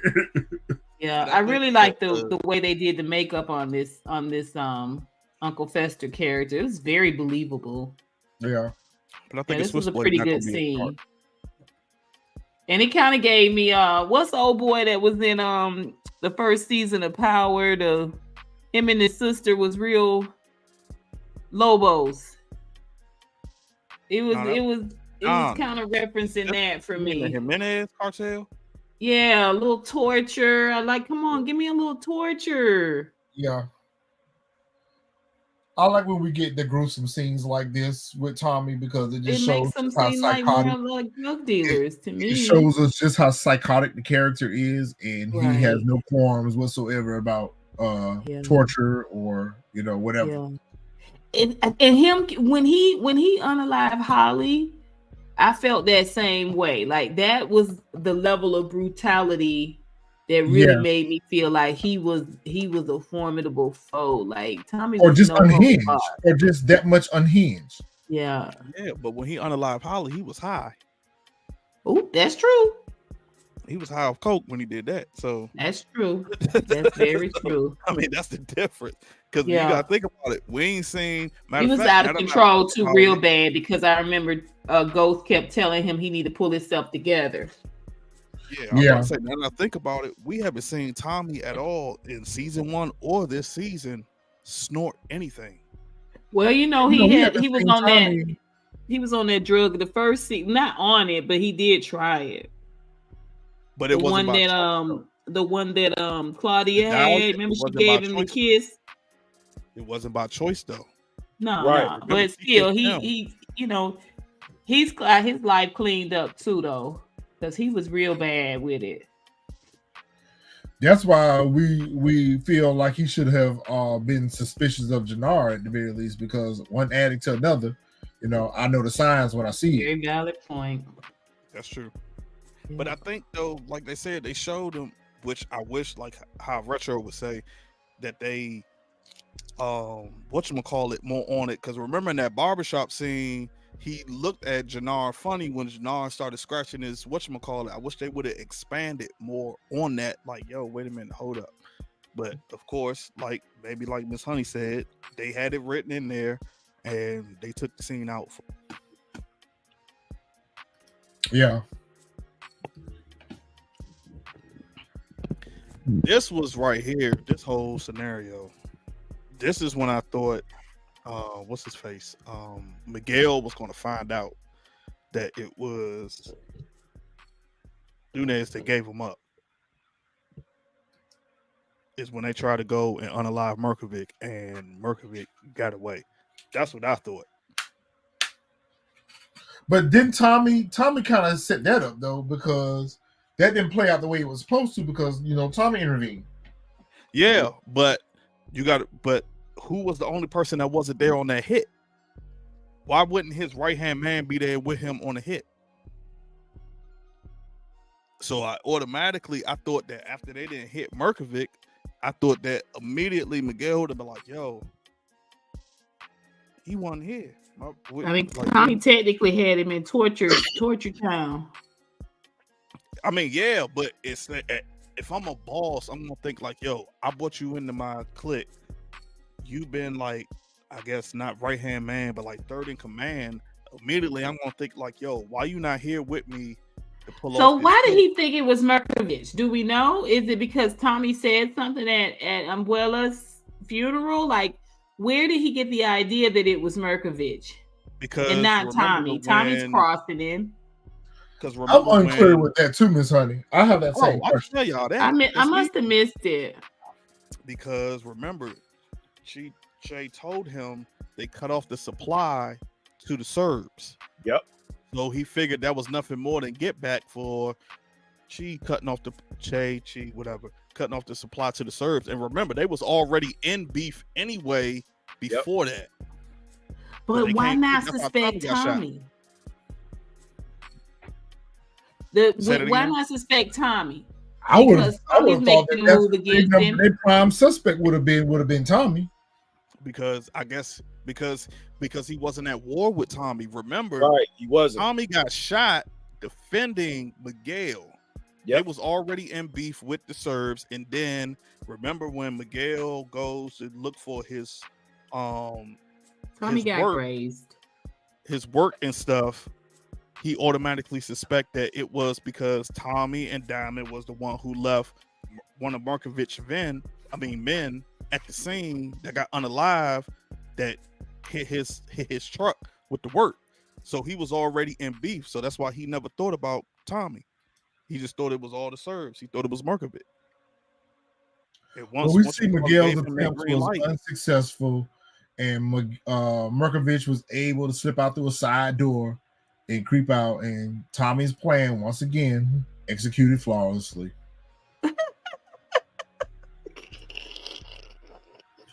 yeah, Another flawless execution, Tommy. Great job. it kind of pissed me off. That nobody thought He's such a genius. I mean, no one can outsmart him. No one can outsmart Tommy. He's a criminal genius. Oh yeah. that annoyed me once I saw that alley scene, because I was like, yo, really? I was like, so nobody thought, yo, let's cover the alley just in case, like. I mean, Miguel has built an entire empire, and he is just so inept, like such a buffoon. Like Tommy's just running circles around them. To me, in my opinion, this scene wasn't even really needed, but I guess we needed to, because since she said she was gonna come through with the money, Got the money. she got the money. So it was just like, but I feel don't like see- Claudia gonna abscond with that money. I mean, Claudia is just really, really shady. They kind of played her down this season. But yeah, that's how I took it. Nah, I think she didn't. I think it was just more so like, oh, she came through with the money, but I still think at least going. Oh, I forget. Is that her name? Elise? I know we call her Miss Betty, but I was trying to stick with the character name. I think she's still gonna be Elise is unalive. her name. So tell me this, Fresh. The money is to buy drugs or buy into. Buy in. Yep, it's It the was a buy-in. buy-in. That's the money. That's the money that she told. I can't even remember his name. The guy from Detroit, that they would have the money. Mhm. Yeah, told she was her- like, "I'll take everything you got," or something like that, and Yep, he was like, Right, yeah. So that's what the money is for. That's why she was able to get the money. And at least it's so busy trying to show her, like, yeah. I think, like y'all said, it's gonna come down to a point where at least gonna be like, yeah, we could be partners. Like, I bought this in. Like, I really want to be with the life, but it ain't gonna turn out that way. So, "Yeah, she's Yeah. showing Shanti way more respect than she show Elise." because Elise ain't in the game. So Yeah, that's a good point, though. I think she's getting ready to double cross her And like she's she's looking done for everybody Shanti else. to be protection. mhm. Yeah. If she definitely Claudia is one of those people, if she don't have use for you, if you're not useful to her, or she, she'll unalive you lickety split. This ain't, I don't know if it annoyed y'all, but it annoyed me because I'm like, yo, you bringing one of my peoples from my crew in here all beat up, etc. At no point did Miguel even ask him or question him, like, yo, is this what is this what you really did? He just took the word of Tommy and with chi in his ear, like, you didn't know you had a snitch, and it's unalived him. Yeah, with a gag in his mouth. With a gag in his mouth. With a gag in his mouth. Like, you didn't even take the opportunity to validate. Yeah, no validation whatsoever. Just give the man a headshot. Just get straight up. It was just like, yo, like, and then of course again, Tommy overstepped his bounds. I know you, and I was like, bro, you doing it again? Like, he just told you, like, yo, this is personal, and you doing it again, and in front of Miguel, like. I mean, nobody suspected Nunez. Why would Jermaine allow him on the grounds with Nunez bound up and beat up and all of that and guns blazing? Like, I thought about that as well. I mean, I'm not saying the storyline isn't good. I'm just saying the execution of it. But, it gets us to a point. That's fine. That's fine. It's the writing, Miss Honey, of course. But just think about it. What are we gonna do with the Miguel character? Same thing I said with Angela / Mireya. What are we gonna do with these characters? They're pointless. They've gotten to the place where they're gonna be pointless in terms of where the story is heading. Tommy's not going to settle down and be a family man. She's not going to go and still clock in, pulling double shifts. She barely goes to work now. I mean, JP, what bar? What are we talking? Like, where are we going? Where are we going with the characters? I don't know where we're going at this point. I really don't. I'm just saying we could break the mold and have several waters cut off, several light, water, power, Wi-Fi. We could cut a lot of utilities off at this point. Yeah. Oh my God, no! Please no! Please no! Oh my God, no! Anything but this. As soon as I saw it, I said, "Yep, that's why I hit the fast forward button." God, no! I knew where it was going. Please no! Anything but this. It was a little behind the bleacher action.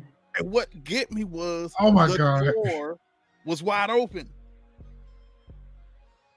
I guess they're the only ones there at the office. I guess that's what that was implying. That it's late night. I mean, it happened so fast. I was like, it happened so quickly. He did just like a half a hop because she's already like 7 feet tall. So she did like a little half a hop, and he was like, ugh. They were stuck like glue. Yeah. Why did we need to see AUSA Wig get a sex scene? That was them same yellow nails. That's why I think that the way they shoot these scenes, they shoot several different scenarios. Why are we here? Like, no. Oh man, he was reading my mind. Like, I don't even know how. I guess they just had to have. Ugh. I was just like, gratuitous. Yuck. Xavier, your other comment, yeah. Like, I ain't even, but yeah, keep it. You so stupid, Xavier. Wow. Oh my God. I would have rather see it Abuela with Shay. Right. I would have rather saw that too. Oh my God. I'm just trying to understand why do Power always have to force a scene like that but in every episode. It's okay when the characters have a chemistry. It's okay when the characters, when we see the energy, the connection between the characters. It's just like with Ghost and Ashley, Ghost and Angela. They built those characters up where we saw that they had an intimate connection with each other. We have not seen anywhere near remotely close to any level of intimacy with these characters for them to even be married. We've lacked that connection of intimacy with it's these awkward. two. It's awkward. It's forced. And I think it has to do with actors too. To me, they don't have chemistry. I mean, they don't have chemistry. That's what it is. It's the same thing with Mary J. Blige and what's his name, Lorenzo. Yeah, yeah. She couldn't stand that man to touch her. Yeah. Remember It's at the beginning, we thought they were sneaking around. Yeah, they were creeping around. Yeah, we thought exactly they did not do a good job showing us these characters' connection on an intimate level. Because you're right, we thought they were creeping. Yep. Yeah. So they was creeping around. All they've shown us really is discourse, and then they bring us to this point. It was so awkward. Yeah, especially in this episode here alone, because he had just already told her, well, if you do this, I'm going to do that. So they're not really in a place right now where they would be intimate. You know, they're not even in a place right now where they're getting along through work, but yet they get along enough for them to fuck. I'm like, oh my God, please don't give us this. Please, we don't need to see it. This is like weird. And we didn't need it. Yeah. This we need it. This right here, we need it. I was on the fence because I felt like it. I am genuine. Too, because I don't feel like it's genuine. Yeah, I felt like it was genuine, but at the same time, I don't. He's playing a role. He playing his part. Yes. Yeah. Yes. But then I was also thinking it was genuine because he's like, after he saw Diamond unalive, dude in the river, like he's like, oh, my brother is back. Yeah. And like, yo, we about to get ready to take back over. Like I said, when he was in the ring with Shanti, he's like, wait a minute, like, yo, you trying to take out my brother too? Like, nah, that's not going down. So I think it was that's why I think it was the genuine side of it. But at the same time, I was thinking that's why he gonna unalive her right there for that reason right there, because he feel like he got his brother back now. Yep. He feel like he got his brother back right now, and she keep trying to work against him. That ain't gonna work out for her. It's not gonna work out. That's when I was also thinking, like, yo, he like you said, Retro, he playing that role. So yeah. What is that on the table? Are those kilos? Yep. Is that money stacked in the corner over there? Yep. It's money. It's money on top of the safe, and that's bricks on top of the table. This is another reason. This irritates me too, where they give Diamond his lair, they give Diamond his hideout, they give Diamond his place where he keep his work at, he keep his money at, but we don't see where Tommy's keeping all of his money and his work at, which that should be JP's bar or whatever the case may be. But at this point, all these murders and police study rolling up at this barbershop every day. I wouldn't keep nothing here. I wouldn't keep a change of clothes here. I wouldn't even keep my murder outfit here.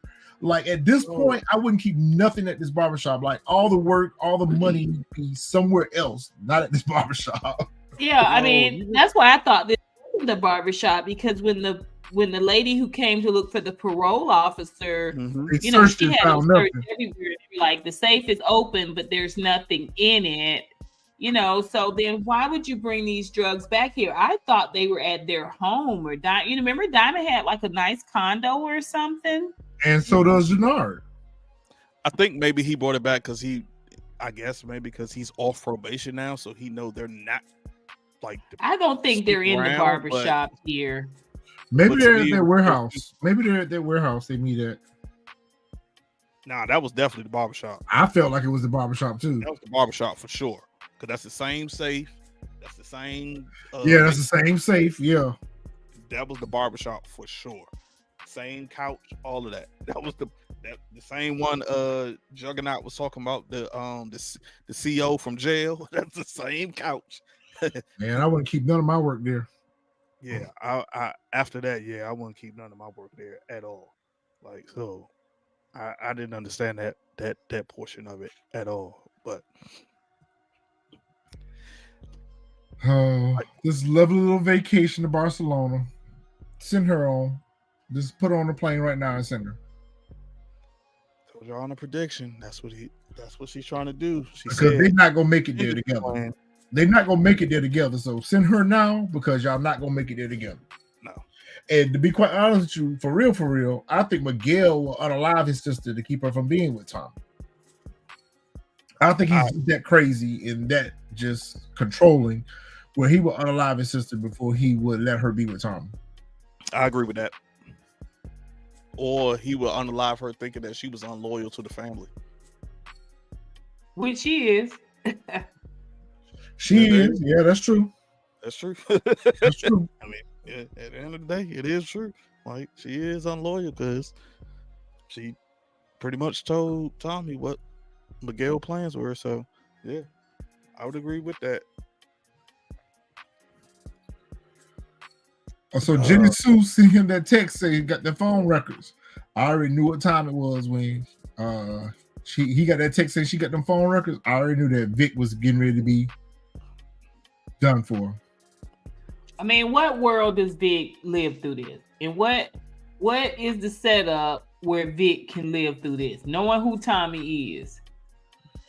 That's what I wanted to see, Mr. Jacko. I really wanted to see where the grandma confronted Mireya about Tommy, but we lost that opportunity. Yeah. I didn't expect her to get done alive so quickly. It was just like, because she came in like on some Griselda vibes, and then like, bam, now she gone. I mean, I would love to see a cutting room floor episode where we just see all the scenes they didn't use. That would be But they always do that, though. They always do that with the characters that we want to see the most from. We get the least of. Yeah. And they built this lady up to be a trap queen, and they just let her go. Yep. I'm not gonna lie. At one point during this scene, though, I didn't think it was gonna be Vic's. I thought. Who you thought was gonna be Shanti's phone? Nah, not Shanti's. I thought it was gonna be somebody else's. Like I thought, like, yo, now they about to give us like a huge plot twist, and it just wasn't gonna be Vic's. I don't know who I thought it was gonna be, but I thought this was like, yo, they about to give us, because you know, all season long, like, we know Vic is the rat, but I thought like, yo, they about to give us a huge plot twist, and it's not Vic, it's somebody else's number that they got. Who would have been a good person though to have a plot twist? Mireya, Kate, it wouldn't have been Mireya because she had a burner phone. It would have been the nephew. But that wouldn't have worked though, because nobody else outside of the organization is communicating through them with burners. So for me, when they were the whole subject of these burner phones, I knew that all roads was going to lead back to Vic, because it's only the people that's in the criminal organization that has the burner phones, and it had to be someone that was working with the feds. And because they made a point of Stacy twice, even in this episode, he gave her his new number to the burner phone. Every time he got a new number, he gave it to her. So I knew that all roads was leading to Vic. That's what they were doing with that. Yeah. I just thought we was gonna get like that big plot twist. Yeah. Yeah, because I was just like, you know what I'm saying? But you know, that's. I mean, every season you guys write a better story than they do, so that would have been epic, which is why they didn't do it. I mean, once he said Shanti, she said no. I was like, oh, okay, well, yeah, it's Vic. It would have been crazy if somebody else was working with like the FBI. You know what I'm saying? The DEA. Like, that would have been bananas. Xavier says Gianna. She would have been a good plot twist too. That they were work, because usually the task force they get more than one person that they're trying to they utilize the work, they mark. So it would have been dope if they would have had someone else that was working with them as well to try to take Tommy down. It would have been dope, but it was just the numbers that he had already gave Jenny Sue, so he was gonna match them the up. numbers that he had already gave Jenny Sue. That's how I knew that it had to be someone else. That all roads was gonna lead back to Vic, because his number would have been included in that phone list that Tommy would have given her, the cross reference. Well, I didn't understand this scene. I didn't understand this scene either, because we've never seen this before. We've never seen this before where the AUSA is meeting on the streets with the witness. And all the previous scenes to that, she's calling him to come downtown. So what is she doing out on the streets? Why is she there and not Bobby there with her? Like, that made no sense whatsoever. Like, she was not even supposed to be here in this time and place. That was the first thing I thought of. As soon as I started saying that, I thought maybe Bobby was in the back seat. So I was like, okay, he did. Then I realized, I was like, yo, you've been meeting with him downtown. Like, why y'all out in the street in a car? In the middle of the night. In the middle of the night. I'm like, he done met Vargas outside. But so why are you out there? Especially knowing what happened to Vargas when he was meeting up with like, why would she even put herself in that level of danger? Because when I seen Tommy watching them from across the street, I was like, please, Tommy, please. When he was like, can I borrow your car? I was like, oh yeah, he getting ready to take them out. He getting ready to take both of them out. Take both of them out. And especially when she rolled up on him in daylight, she had a security detail with her. When she rolled up on him, now she out here in these streets by herself. Say word. So how did he find them? He tracked the phone, or he just was following Vic, or I think he probably tracked the phone. Because even though they're burners, okay, I ain't gonna get too much. Or he went to a spot where he most likely, to me, this is how I wrote that off. I wrote that off is this is the same place that he was supposed to meet Vargas at that night when Tommy rolled up on him when he unalived Vargas. So to me, I feel like this is the drop location, and Tommy went here first to see if this is where he was going to meet them at, because this is where he met the last FBI agent at. To me, I felt like this was a drop point. I felt it. I thought, because remember, he was supposed to meet Vargas at that same spot. So he met Vargas there. He just wasn't expecting Vargas to show up so soon. I think that he probably, because you got to think about it, all of the burner phones are smartphones. They're not flip phones. So all of them got trackers. So he probably had Jenny Sue like, yo, track this phone real quick. And either that or he just happened to take her car and follow Vic. That's the only other thing I could think of. Because Vic would have been expecting the Mustang and not expecting that Benz to be following him around. That's all. I mean, he went straight from the rooftop. Because after she told him, he said, "Let me use your car." You know, so then he went straight from the rooftop. So he had to track a phone. Yeah. He tracked the phone. Unclear. But we know he know. We know he know. I wish that he would have taken her out, though. God, he would have been the hero for the day. He would have been the hero for the day if he would have took out Attorney Tightwig. Yes. But I mean, that definitely would have been a season finale, though, move. Yeah, that would have been a season finale. Yeah, what do y'all think is going to happen next week? He might.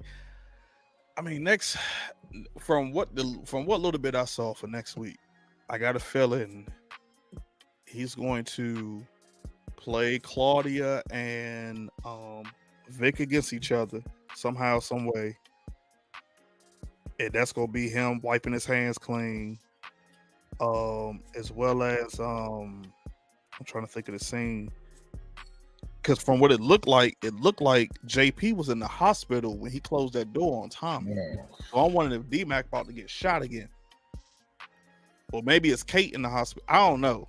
I think it's Kate. I think it might be Kate, maybe on an OD. It can't be Kate, because to close the door on him over Kate, it's got to be like D-Mac.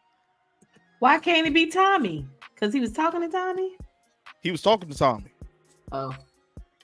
Yeah, he closes the door on him.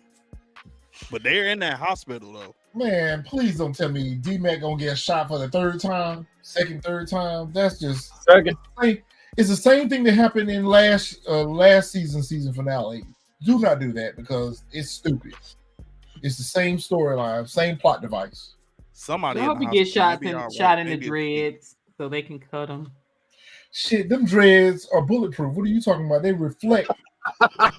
Might be right. They're made out of adamantium at this point. Might be right. Oh man,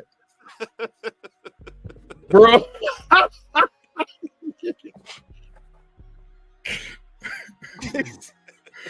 They're made out of vibranium.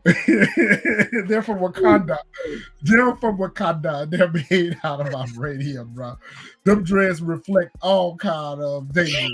They grow long and everything, yo. They got mutant powers. Yo, no. I'm mad that you said Sideshow Bob. I can never look at I'm serious. He does look like Sideshow Bob. I mean, I can never look at that man the same. Because all I see is the choice. I don't think Tommy would show up for Kate. What do we think is going to happen in the season finale? I vote for Miguel's going to get unalive and Marie's going to do it with that shot. Sorry. Question. I agree. I don't think everybody. This is, and like I said, and I'm hoping everybody thinking that it's going to be Vic that's going to be unalive in the season finale. I don't see it, only because it's too predictable, and most of the season finales for even with Tariq joint, like normally the season finales aren't predictable. So I don't think that Vic is going to get unalived. That's just me though. I don't think he's gonna get unalived in season. So what you think? He gonna go to jail? I mean, he can't walk the streets. He can't walk the streets. He can't walk the streets. What he gonna abscond? Go head to Ireland? Okay, I'll say this: if he does get unalived, it won't be by Tommy. Nope. I might let you have that. But I'm with Miss Honey. He can't walk the streets. So either they gonna set him up for a case, or he gonna get hemmed up. He gonna his sister gonna get hemmed up, and then put it in the perspective where he gets snuffed by the crew that's gonna end up coming in if the crew come in. Maybe we wouldn't even know that.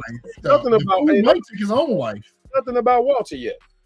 Listen, the fool might take his own life once he found out that Tommy owned to him or whatever. The fool might take his own life and go be with Glory. That's possible. I mean, up until today, no one's really acknowledged Vic, but the cops and Diamond is going to take him out. Diamond's going to take him out. That's all I'm saying. Diamond mentioned him. Diamond's going to take him out. Otherwise, he's basically been invisible. I mean, they've questioned Tommy, but they haven't really questioned Vic, Shanti, and so Diamond's the only one that's questioning it, and he's on that trajectory. So Diamond gonna take him out. I don't think so, because I don't think Tommy's ever gonna tell him that Vic is a snitch, because then he has to admit to Diamond he was wrong all along. He gonna have to admit about the nephew too. If he withhold that from Diamond, then there's gonna it's discourse coming between Diamond and Tommy. I'm telling you. Yep. Okay. It's coming. It's inevitable. The brothers are going to get back together. They're going to be against Tommy. Miguel going to be against Tommy. I really just think that next week is going to be all about the Serbs being killed, Miguel and his crew being killed. You know what I'm saying? Like, that's what they're going to do. And it's going to boil down to Tommy and the brothers being at discourse, and that's what season 3 is gonna be. Yep, agreed. And now that Retro said it, I think Tommy is going to play Vic, like he said, because we kept saying set him up. I think he's gonna play him. He might even get him along the lines where it be what's Stacy Mark's husband that unalive him. He gonna set Vic up for the okie doke. Set Vic up for the okie doke. Yeah, he gonna get set up for the okie doke. Rat. He like, yo, I'm gonna set him up. It could be one of them. What was the people he met with in the last? Or they might even solicit Janard. He might even solicit Janard to take him out. Yep. Nah, that's too close. It might be that group that what's the group that he met with on the last episode that shot up his car? That Vic went with him. The Puerto Rican group, I can't think of the name. It somehow, some way, I think he's going to whatchamacallit. Yes, Xavier. I would hope that Junior and Blanc. I would like that. I would so like that. That would have me excited for season 3. That would have me excited for season 3 too, because it's gonna have to be something that get me worked up for season 3. Because we can't just go out. We got to go out with something like oh shit. I can't wait for season 3 to come back. We need that. Yep. Blanca hasn't done a full season. I mean, in a minute. She never does. She always show up at the tail end. She just shows up and then disappears. Well, we saw her more in book 2 last season than we did in anything else. But yeah, she shows up at the last minute and like shakes some shit up, and then she goes away. Wasn't she in the full season of season 6 of Power? Although no, I'm talking about since the spinoff. Oh, okay. Because I was about to say, I mean, although I didn't even get through season 6, I still got to watch that whole thing. But okay, that was the last season. Yeah. So, but the last part of season 6 was all those different what if episodes. No, I think the last 5 episodes were like the what if episodes. Yeah, that's why I didn't even. All right, y'all. Well, pretty good. Any other predictions for next week? I got a prediction that it's going to be a lot of unaliving, but it's probably not going to be the characters that you think it is. I can see that. Juggernaut. I'm gonna roll with CJ.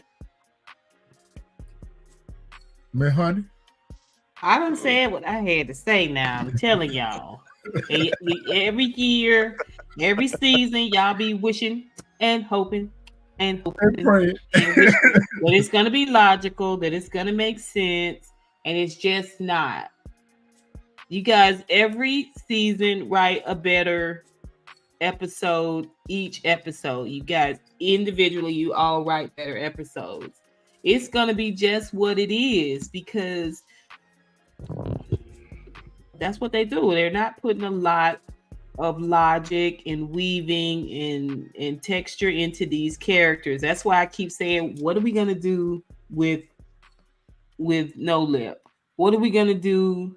You know what I'm saying, with Miguel? He's useless at this point. Vic, what are we gonna do with Vic? He can't walk the street. Come on now. You can't walk the streets. I agree. They're just leading us. They're having these huge breadcrumbs that lead us to these obvious, themes. These obvious points. Obvious conclusions is what I want to say. It is what it is, and we're just gonna be here for it. We're gonna act like it's great, and we're gonna something to do right until December. Yep. We ain't got but a few more weeks. We ain't got but a few more weeks. We need to get on here and talk about that Raising Kanan trailer. Quick announcement before I let y'all go. Those of you who are watching Top Boy over there on Netflix, come back and see us this week. We're going to do a live this week, talk about Top Boy. Not really sure what date yet, so keep a lookout on our community wall on YouTube. We're going to make the announcement on what day and what time we're going to do the Top Boy live. But those of you who are fans of Top Boy, come back and see us. Because after finishing season 3, I got some things I need to talk about. And we're just going to do the whole series. So Summer House, Top Boy, come back and talk to us about that later on this week. We need to get together and talk about this Raising Kanan trailer because I'm feeling what I'm seeing here. I think we're getting ready to see the beginning and the end between Rock and Kanan. I'm excited. I'm ready for it. Yeah, I'm ready for this. I mean, honey's gonna be full swing for Rock and Kanan. Yeah, Raising Kanan, you know that. All right, so like I said, if you're a Top Boy fan, come back and see us later on this week. Anything else, fam? That's it. All right, we appreciate all y'all for hanging out with us tonight. We appreciate that we enjoyed y'all. Great live. Good to see the panel back in full effect. Hopefully, we get everybody back next week as well. And we will see you guys next week.